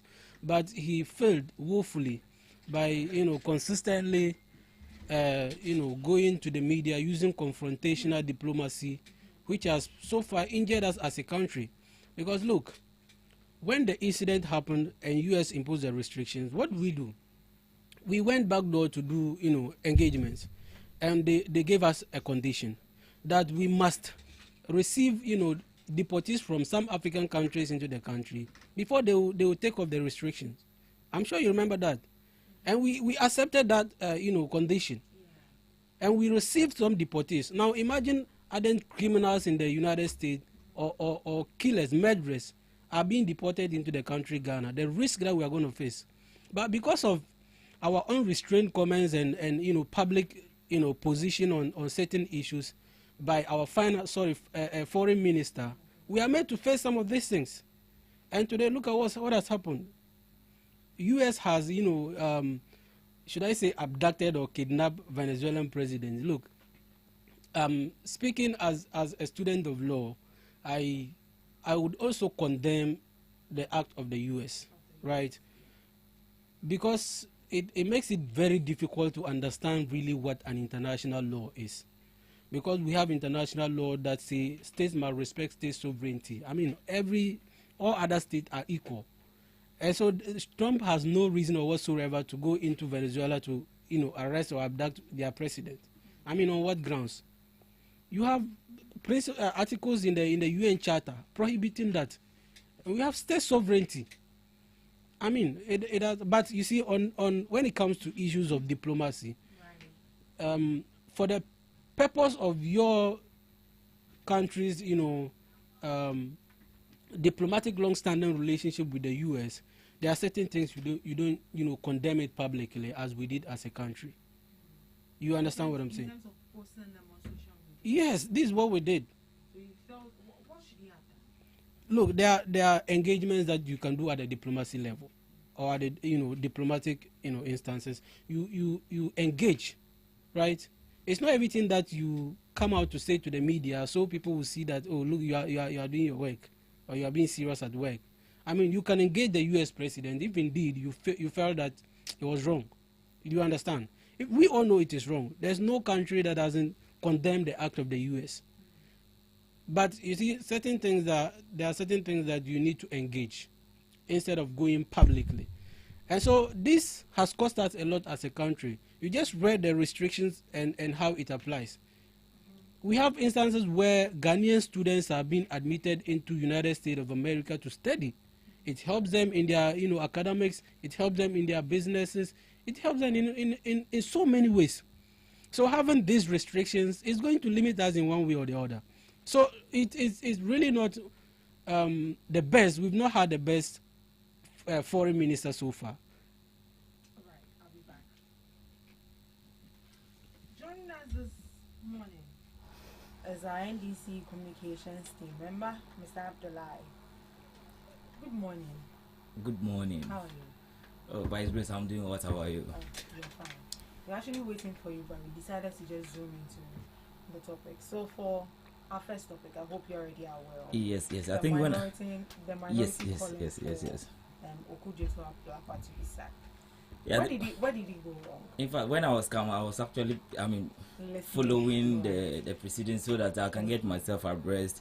And I noticed the kind of garbage that my friend from the MPP side was actually. What he was saying was just baseless and unfounded on the principles of Please, I beg you. That's fine. It's my word though.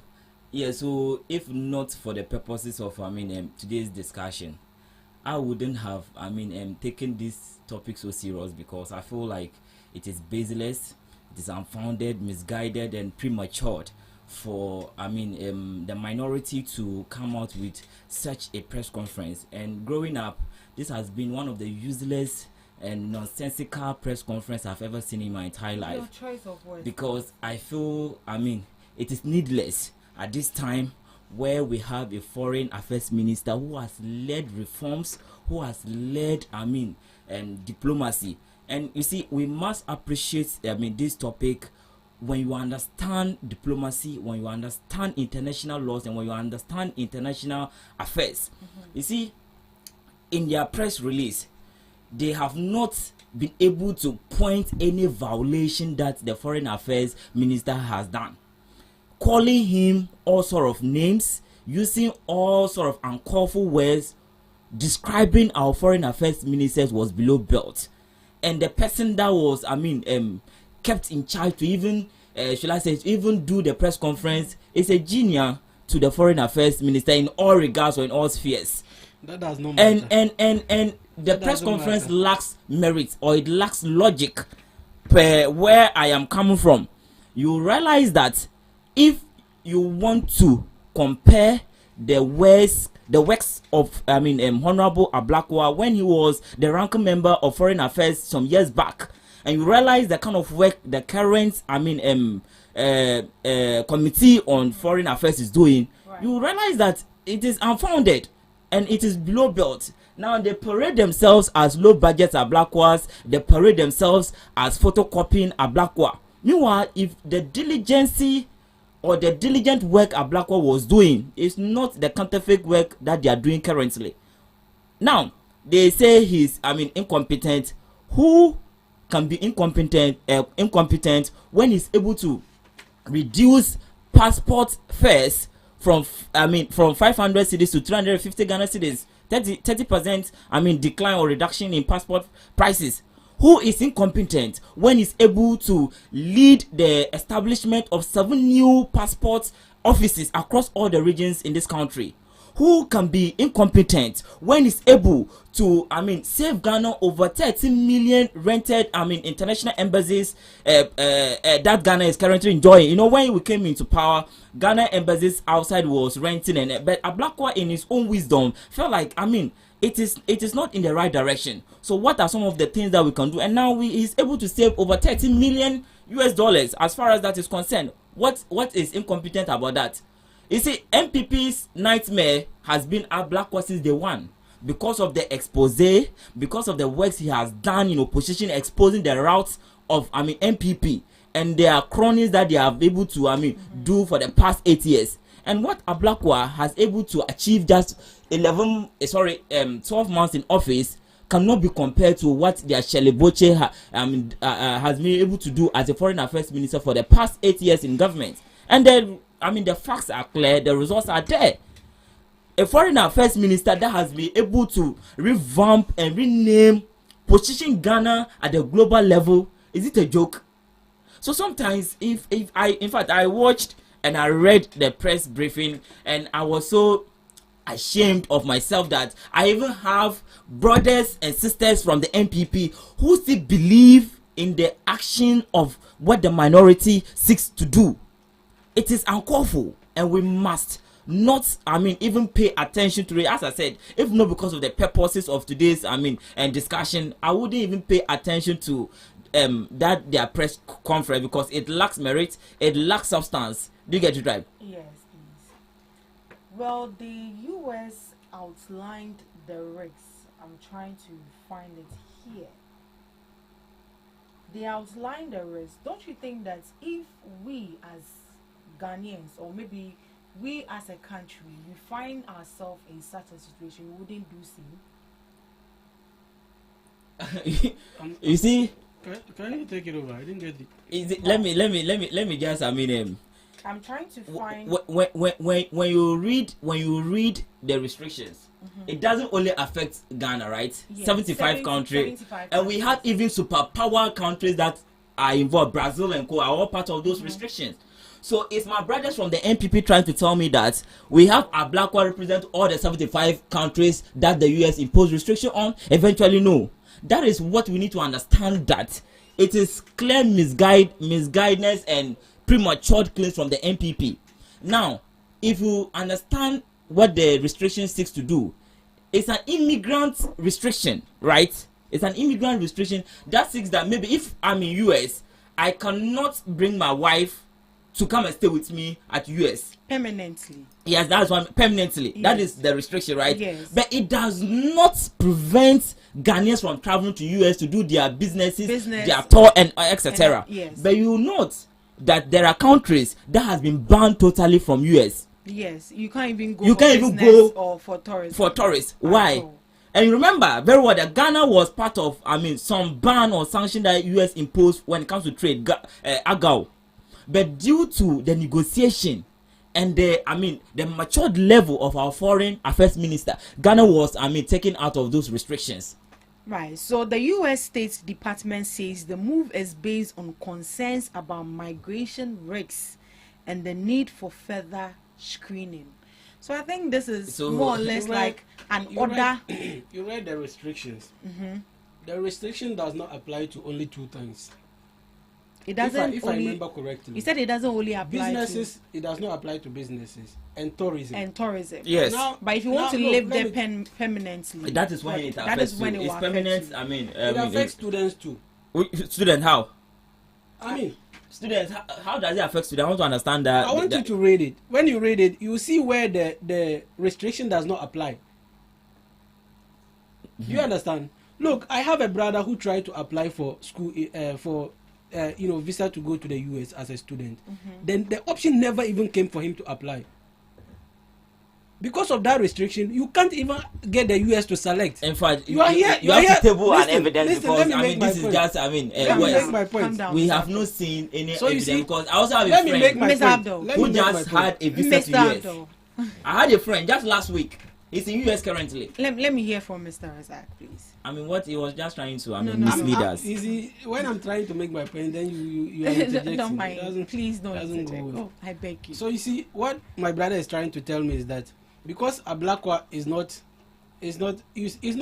all the countries in the world that the US impose restrictions, and every country has a peculiar issue or a peculiar reason why the restriction is on them. So we are talking about Ghana. Stop generalizing it to extending it to the 75 other countries and trying to make a case that because Ablakwa is not, a foreign minister in all those 75 countries, so there's really no problem with that. I mean, what is this? There's a reason why Ghana is part of that restrictions. So we want to know why are we part of that restrictions? That should be our worry. You understand? Not extending it to 75 and making a case out of it. I mean, what is this? But don't you think that we could also be our own problem? Because of the utterances, the unguided utterances of our foreign minister. Right. Let's take the students out of it as a normal guy, not for the sake of studies or whatsoever. Why would people from Ghana be in a rush to go and live in the United States forever? But you see, some of these things it doesn't look fair, or it's not fair that you make this case that why do people move from the south to north? Sometimes for businesses, sometimes for greener pastures and all of that, sometimes for education. But they end up abusing it. Raising the point that of the country. You see, Ghana, there's no country in this world that can stand on its own.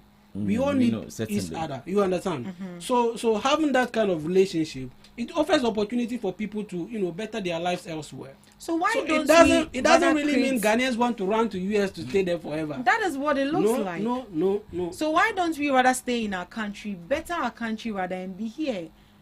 You see, there are instances where you require the intelligence of another people to better your life. For example, in Cuba is known for doctors, right? So in some instances, people are made to go to Cuba to study to become doctors. You get it? So it is really not a point that you don't see why Ghanaians should be rushing to the US. There are certain things that the US is doing and they are getting it right.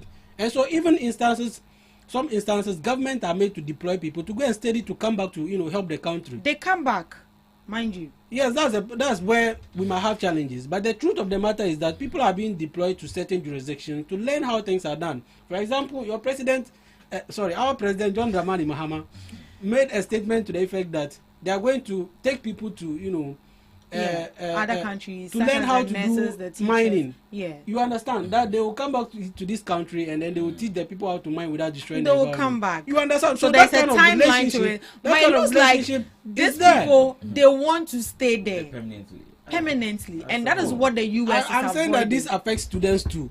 And I'm saying that I'm yet to find out. This student argument cannot stand because you have to bring evidence to back that students have been affected. Because I said just last week I have a friend who went for a visa interview. I said please. When he's done, then coming. Okay, that's fine. I have a brother and I can call him right now. He will confess that. He tried to apply. The option will not even come because of the restriction. Right. Now let's And you said we should clap for Ablakwa. Right. Let's go into the constitution and let's see which parts of it that our foreign affairs minister flawed. And because I believe that if he will be sacked or something, we will have to go back to the constitution to see if he flawed in any part of his responsibility or his role. This is a non-starter. Article 40 of the 1992 constitution. So international relations, its dealings with other nations, the government shall promote and protect the interests of Ghana, seek the establishment of a just and equitable international economic and social order, promote respect for international law, treaty obligations, and the settlement of international disputes by peaceful means, adhere to the principles enshrined in, or as the case may be, the aims and ideals of the Charter of the United Nations, the Charter of the Organization of African Unity, the Commonwealth, the Treaty of the Economic Community of West Africa States, and any other international organization of which Ghana is a member. So this, on what grounds would you say that you sack the foreign affairs minister? Look. Let me hear from him. As I said, it's my time. No, it's my time. I'll come back to you, I want Mr. you to Razak. understand something. What you just read. You understand that when an officer is executing his function and he's showing incapability, he's showing that he's not up to the task, right?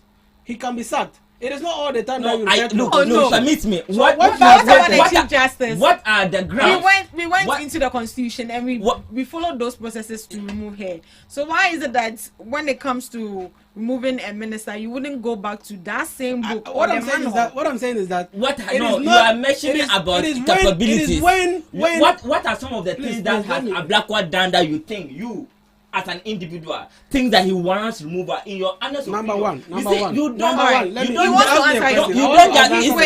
that some questions are rhetorical. You know there are some questions are rhetorical. So my brother here spoke for minutes. He spoke for minutes, but he failed to address the issue of whether or not the restriction. The restriction is bad or not. Which restriction? For me, okay. We wouldn't. Let me hear from him. I'll come back to you. Is he? Let's go. Sometimes. Let's proceed. You don't need to address that. I've already sorted it out. That's fine. That's fine.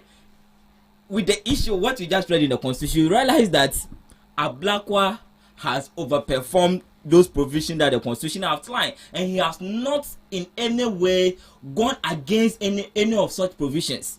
You see, as I said, the greatest nightmare of the NPP is Ablakwa since day one. And Ablakwa, who has brought grants into Ghana since, he took over in office. You remember the Japan grant, 33 million for, the electricity stabilization. We have 50 million grant from China for, the construction of road and other infrastructure. You see, look, Mr. Sinam. You see, this conversation should be elevated to an extent that we must appreciate who is doing right and we must condemn who is doing wrong. You see, the whole argument boils down to the fact that MPP wants to remain relevant in situations where they are not supposed to, even their voices are not supposed to be heard. But they are looking for opportunities. They are even opportunistic, because this does not warrant any press conference. And you realize that since MPP took over as the micro minority, they have done I don't even know the term to use. They have done press conferences that is even outweighs the number of seats that MPP has in parliament. The number of press conference MPP has done is more than the seats that MPP have in government. Ghanaians gave you the minority, the microscopic minority, to learn your lesson, but still they are still bent on their arrogance, and they are still bent on, raising their voices when their voices are not even needed. What has Ablakwa done? Or what provision has Ablakwa broken? And don't mind you, Ghana is a sovereign country. We are a sovereign country, and we are having the right to add our voice when we notice that things are not well internationally. And you just read, Ghana is part of the international community and the international treaty. So when things are not done well, we have the right to add our voice. And adding our voice, we have not aligned in any of the parties. We didn't align with US, nor do we align with what Venezuela. It is an act to set the pace that international rights must be protected. As a country, we front on international abuse. Do you get it right? So in the first place, it's a non-starter. It is, as I said, this press conference, we shouldn't even be talking about it because there's no merit to it. Do you get it right? Right. Mr. Razak, what do you think Ablakwa should have done better in such a situation? So what we are saying is that, I don't know why my brother is talking plenty without addressing the matter. This is not the first time there are restrictions imposed on Ghanaians, right? This is the second time under Ablakwa's leadership, right? And the first one was only imposed in Ghana. Was it only imposed to Ghanaians? No, eventually no. So you don't be making no. We are interested in Ghana, and we must understand why Ghana is part of that. We are interested in Ghana. Did US leave only Ghana to impose that restriction? And I'm saying that our focus is in Ghana. So let's focus on Ghana. Why was Ghana, being restricted? That's the question. We don't care whichever country was part of it. You understand? How will you care? We don't care. We don't really care whichever country was part. How will you care? We want to see why. Want to know why Ghana was part of that restriction. So you don't try mentioning countries to justify this, poor performance by the foreign minister. You see? So this is the second time that Ghana is being restricted. And the first one, that we had to take a deal. We had to take a deal with the US before the restriction was taken off. There was a condition that we must receive deportees from America, from the different African countries into the country before the restriction was taken. Now look at the effect of that. You are here justifying this poor performance. What's the effects of that? Today Ablakwa has rushed to the media to post another thing condemning US for abducting Venezuelan presidents and other stuffs. And there's another restrictions again. I have stated that as for that point, as a student of law, I condemn it because it makes it difficult for me to understand what international law is. You understand? And I made a point that what Ablakwa did was wrong. Issues of diplomacy, you don't go, aggressively. Confrontational diplomacy, that is wrong. Yes. So that's why we have these restrictions on Ghanaians. Of Ablakwa. He's using confrontational diplomacy. I'm not sure you read it. If you read it, you will not be saying what you are saying. And you see, the truth of the matter is that there's restrictions on Ghanaians. My brother hasn't been able to tell us whether he supports the restriction or he's happy there's restriction.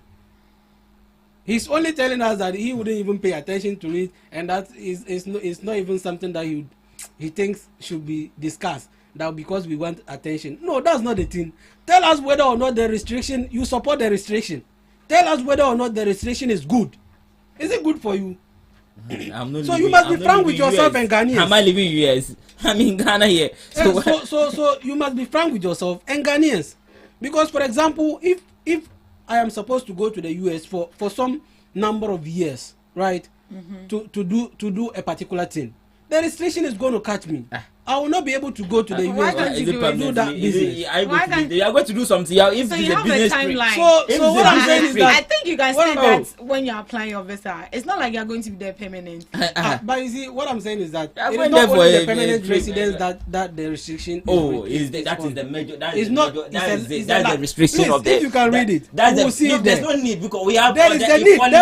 Because you are trying to lie to the people. We have an equally important topic. What my brother is saying with our listeners is unfounded because he has if no you can read it, he has if you no can read substance it, and he's talking to. I have read the report. I have read the report, and you can also. You have just read it here. The restrictions are there. It's not only permanent residents. What are you saying?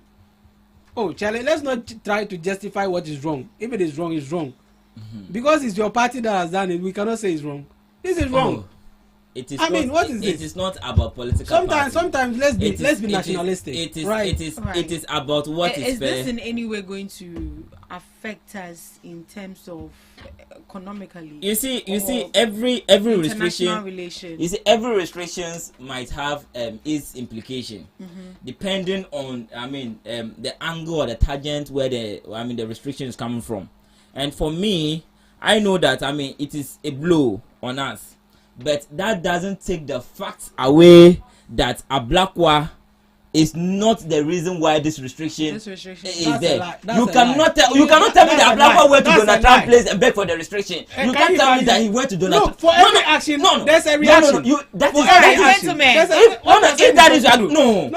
You didn't tell me. Don't tell me that. Don't tell me that Ablakwa is the reason why there has been restriction on Ghana. He is the reason why. He is the reason. Why? Because of his confrontational diplomacy. Did you read the release from the Foreign Affairs Ministry? Yes, I read it. It condemns the acts that happened. It didn't seem to condemn the United. No. Look. These are two different things that we don't need to be. Who did the action? It's the US that did the action, right?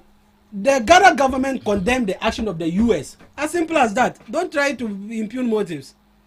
The Ghana government condemned US government for abducting the Venezuelan government. That's all. What my brother is just telling me. So my brother, in your words, you believe that is why this restriction that is it. Yes, because of that confrontational diplomacy. Right. Thank you. Mr. Abdullah, what do you also think? In fact, it's funny. It's funny because we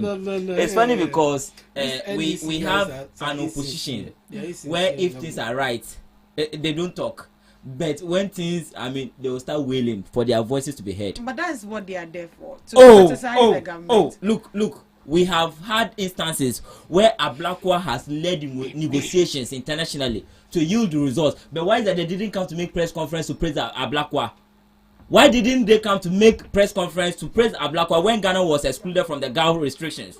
Why didn't it come to make press conference to praise Ablakwa when ban on total restriction on Ghana was lifted? Why didn't they do that?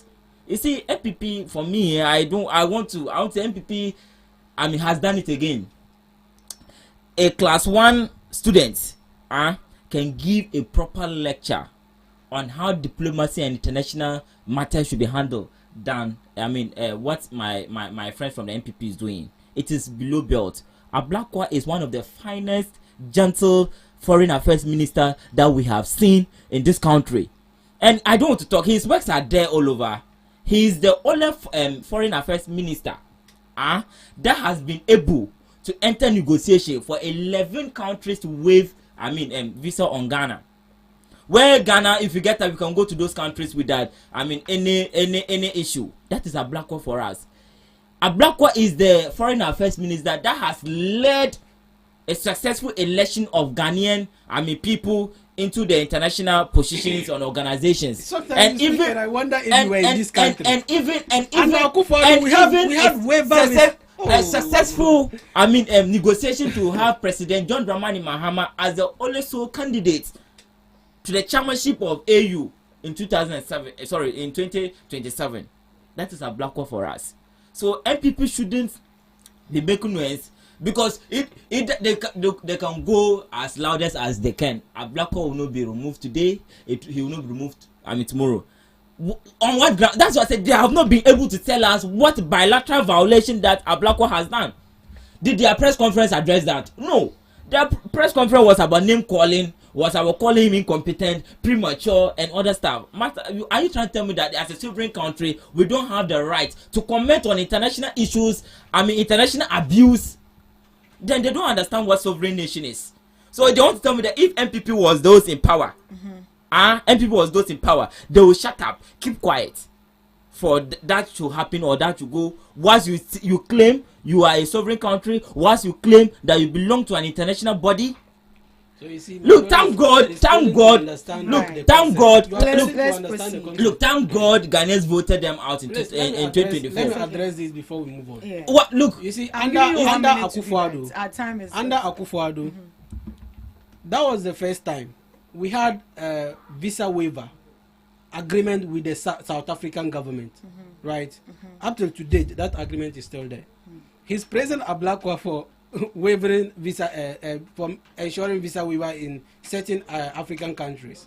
And I'm telling you that even under Akufo-Addo, because of the Ghana card that we introduced, you can go to any West African country with your Ghana card without visa. Hey, I went to Cote d'Ivoire, I didn't have any visa. Do you understand? All right. I went to Togo, I didn't have any visa.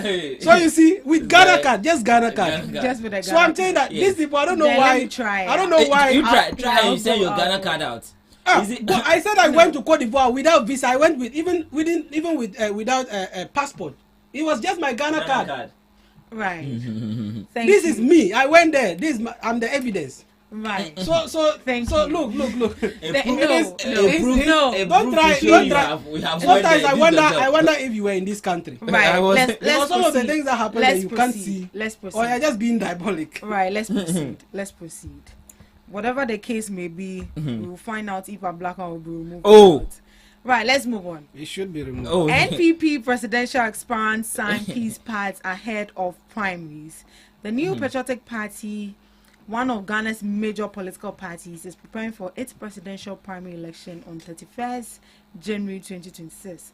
Before this internal election, the party's 5 presidential hopefuls agreed to sign a peace pact. That was yesterday. The peace pact is a formal agreement in which each candidate promises to campaign respectively and peacefully without attacking each other personally, support the party's unity before, during and after the primary, accept the result of the election and work together afterwards. The peace pact is meant to reduce tensions within the party, encourage issue-based debates instead of personal insults, and help ensure that the election is orderly and credible. Party elders and representatives from peace organizations were invited to witness the signing. That shows that the pact is not just symbolic, but is part of a wider effort to protect cohesion in the party. Is it symbolic or is something that you really work with? I mean, NPP is the Democratic Party.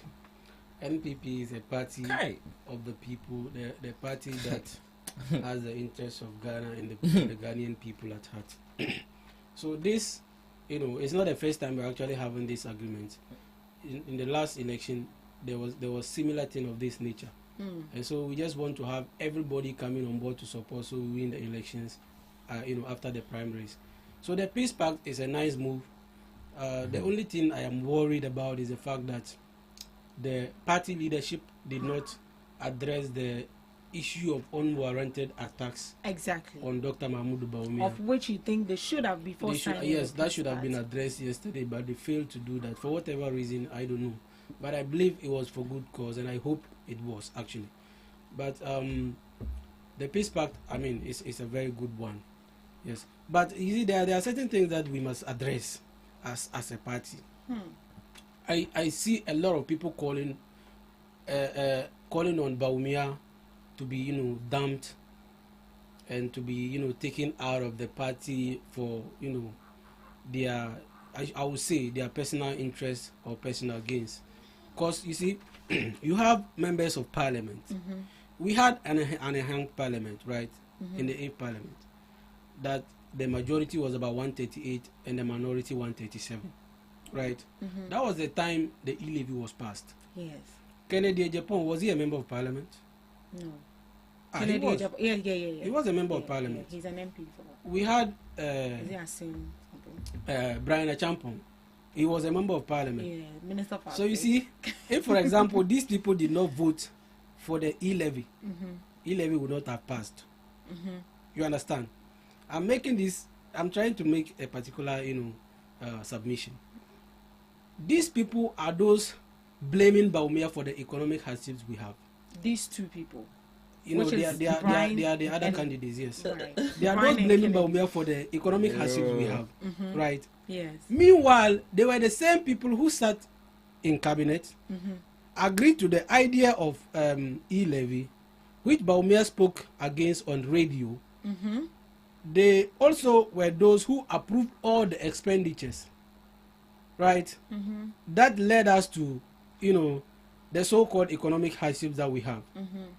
So if someone should be blamed, it is not Dr. Mahmoud Bawumia who vehemently and publicly spoke against the e-level. So it should be. But you see, those these that people are voted for trying. it. They are trying so hard to associate the economic hardship to Dr. Mahmoud Bawumia just because he was chairman of the EMT. Can you imagine? So we are saying that look, these people are a bunch of, insincere people that cannot take blames for their wrongdoing. I remember us at the time when e-levy was about to be passed. Honorable Kennedy Japan had to call his baby mama, who was out of the country. Who is that? They Ajua Savo. Okay. They had to bring her back to come in. And when she came back, she said she was feeling sick. Look, a lot of things happened during the time. And now you implemented e-level, which Ghanaians clearly didn't like. And there are hardships, and you want to blame it on Bawumia just because he was EMT chair. I mean, some of these things are not arguments that we shouldn't entertain.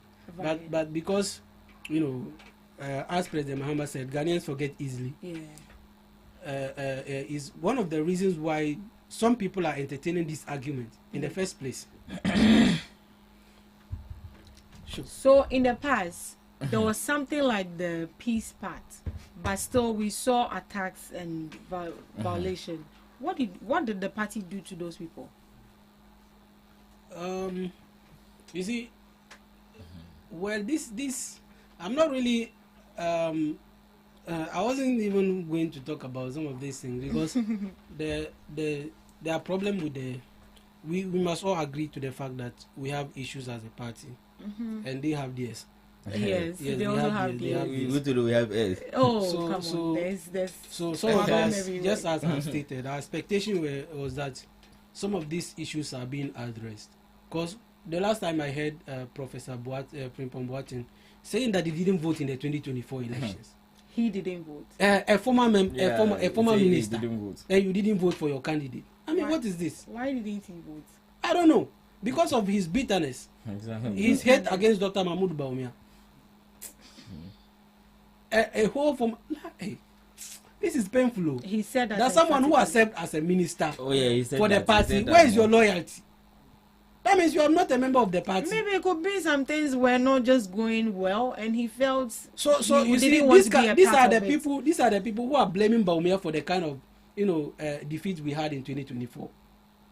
You, as a minister who have benefited from the party massively, you did not vote, and you expect someone who barely gets something from the party to vote. Right.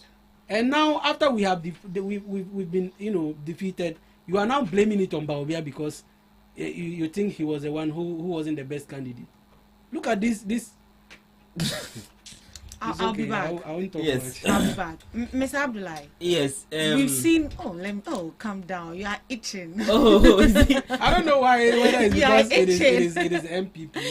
You are itching. This is our party matters. You shouldn't be rushing you can be objective about it, right? Oh. Not simply because certainly they are your enemy. I wouldn't say enemy, but your competitors. You see, we need a very strong opposition. We need a candidate that will be able to wrestle power from us. And before I start, fellow countrymen and women, not long ago, we were in this country where our economy was branded as a junk and pushed into a debt-distressed economy. We're in this country where food inflation soared higher to 60%. We're in this country where inflation rose to the highest point, 50%. We're in this country when unemployment was choking the necks and throats of Ghanaian youth. We're in this country where fuel was skyrocketing. The prices of fuel was skyrocketing, and we're in this country where dollar was brutally punishing the cedi. But today, the story is different. We are having a government under the leadership of His Excellency John Dramani Mahama, shifting from crisis to discipline, shifting from complaints to resource. That is the current government that we are having. And now our GDP stands at 6.1%. Our non-oil to GDP stands at 7.8%. our unemployment has reduced marginally. That shows that majority of Ghanaian youths are having something to do today. And the evidence or the data from Ghana Statistical Service said it well, that over 150 people has moved above the MPI, that is the multidimensional poverty index. That is the leadership of the current government. What am I trying to say? I am trying to link the rot that this MPP has caused Ghanaians and how we came to clean the mess. And they trying to regroup themselves, struggling to regroup themselves, impossible to regroup themselves to an extent of signing a peace pact. For me, I classify it as a mourning pact.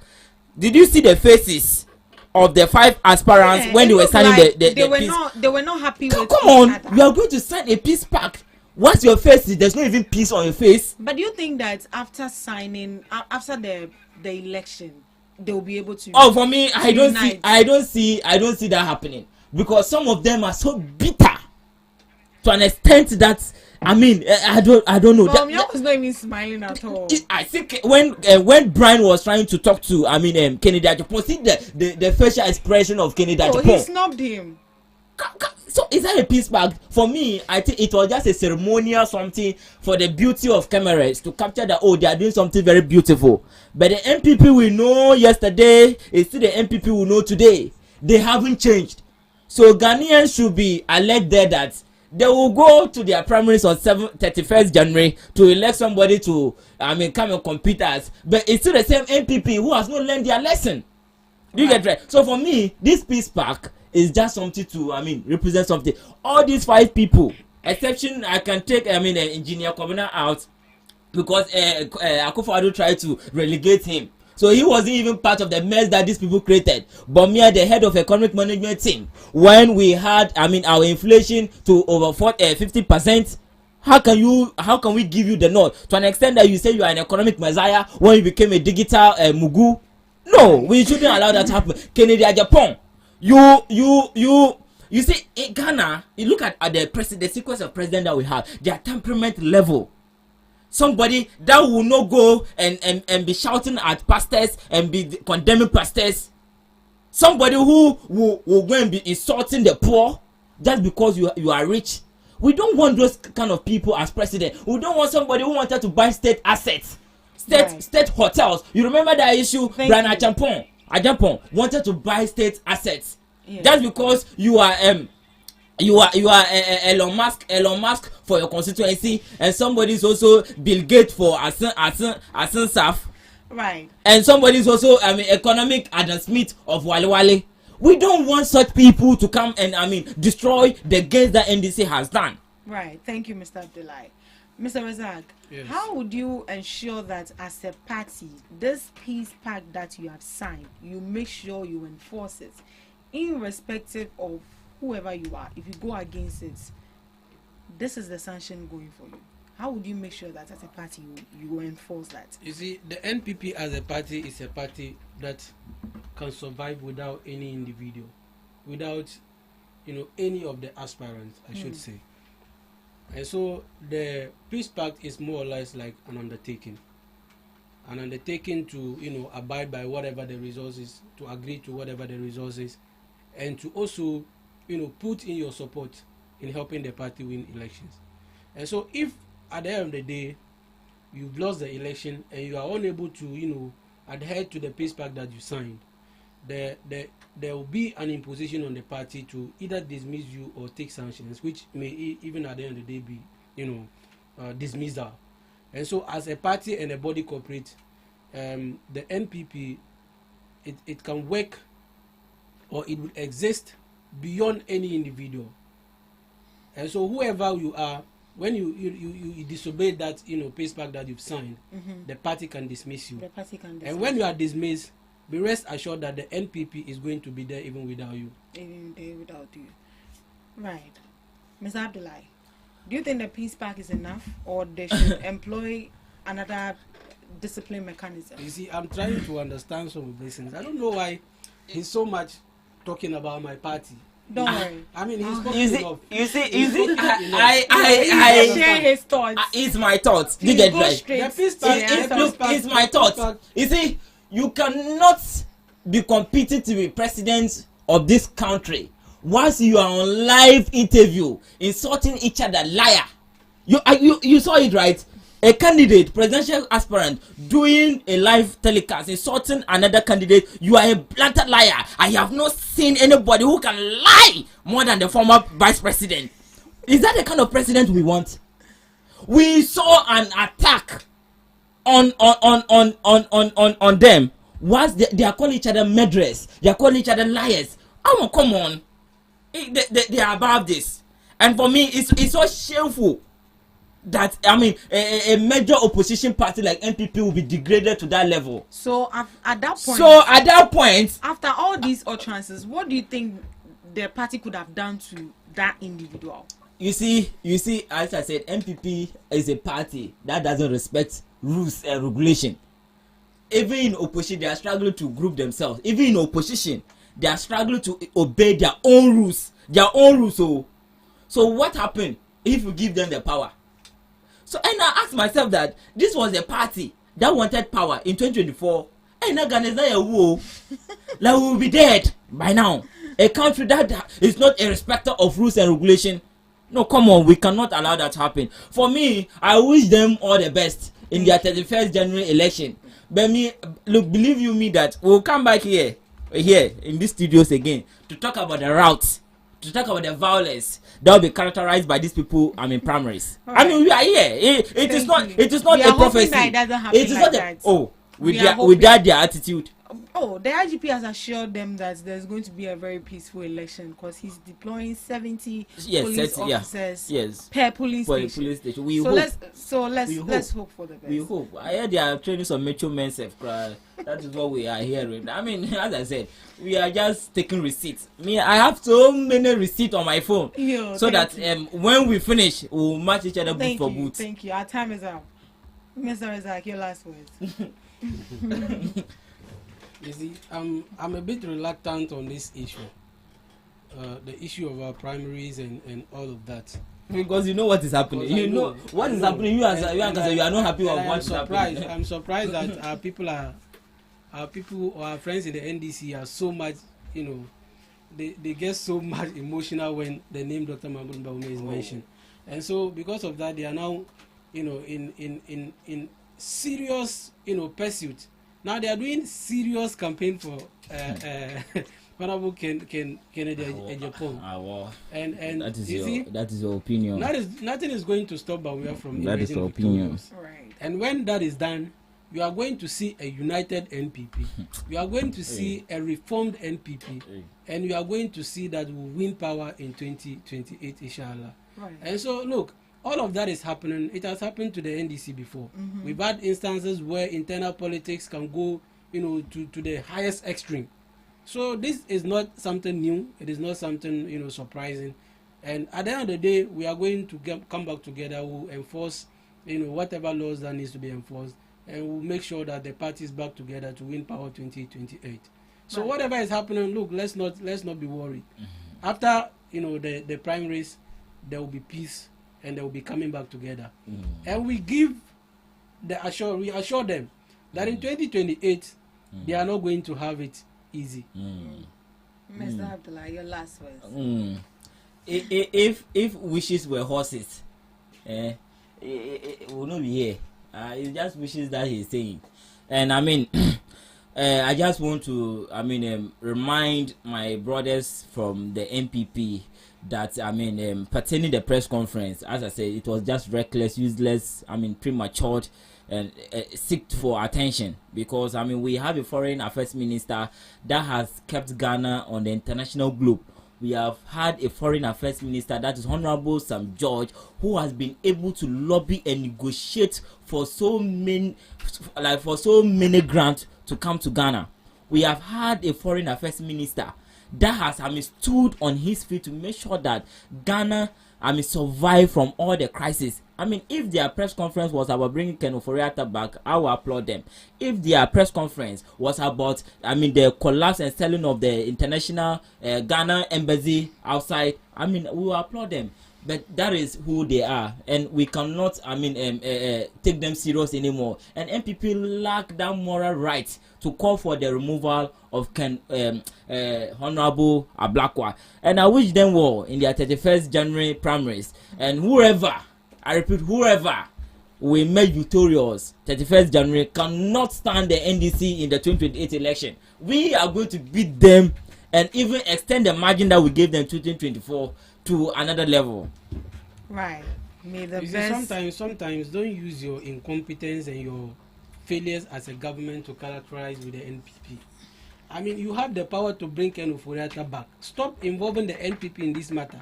Right. Do you understand? May the you best people are just a bunch of incompetent people in office. We wish the NPP you all have the the best. law at your side. Bring him back. Stop telling us. I mean, we don't have any. I don't want to talk. We don't have any support. Oh, I don't want to talk. So stop the incompetence and get I to don't work. want to talk. If you have to sack some people for things to go right, do that. If you are saying incompetence, I'm You telling you that don't- NPP is a don't definition of characterize your incompetence. He knows with the NPP is a definition of incompetence. Right. It's a wrap. We all want him back. We all want him to come back. Right. So stop being incompetent and you issuing want him back and incompetent the same people statements. defending him. Right. Thank you so much for joining us on the Ghana Talks Breakfast Show. Thank you, Mr. Abdullah and Mr. Razak, for doing the talking, and thank you to our honorable listeners. Thank you so much. Have a lovely weekend. We'll meet same time next week.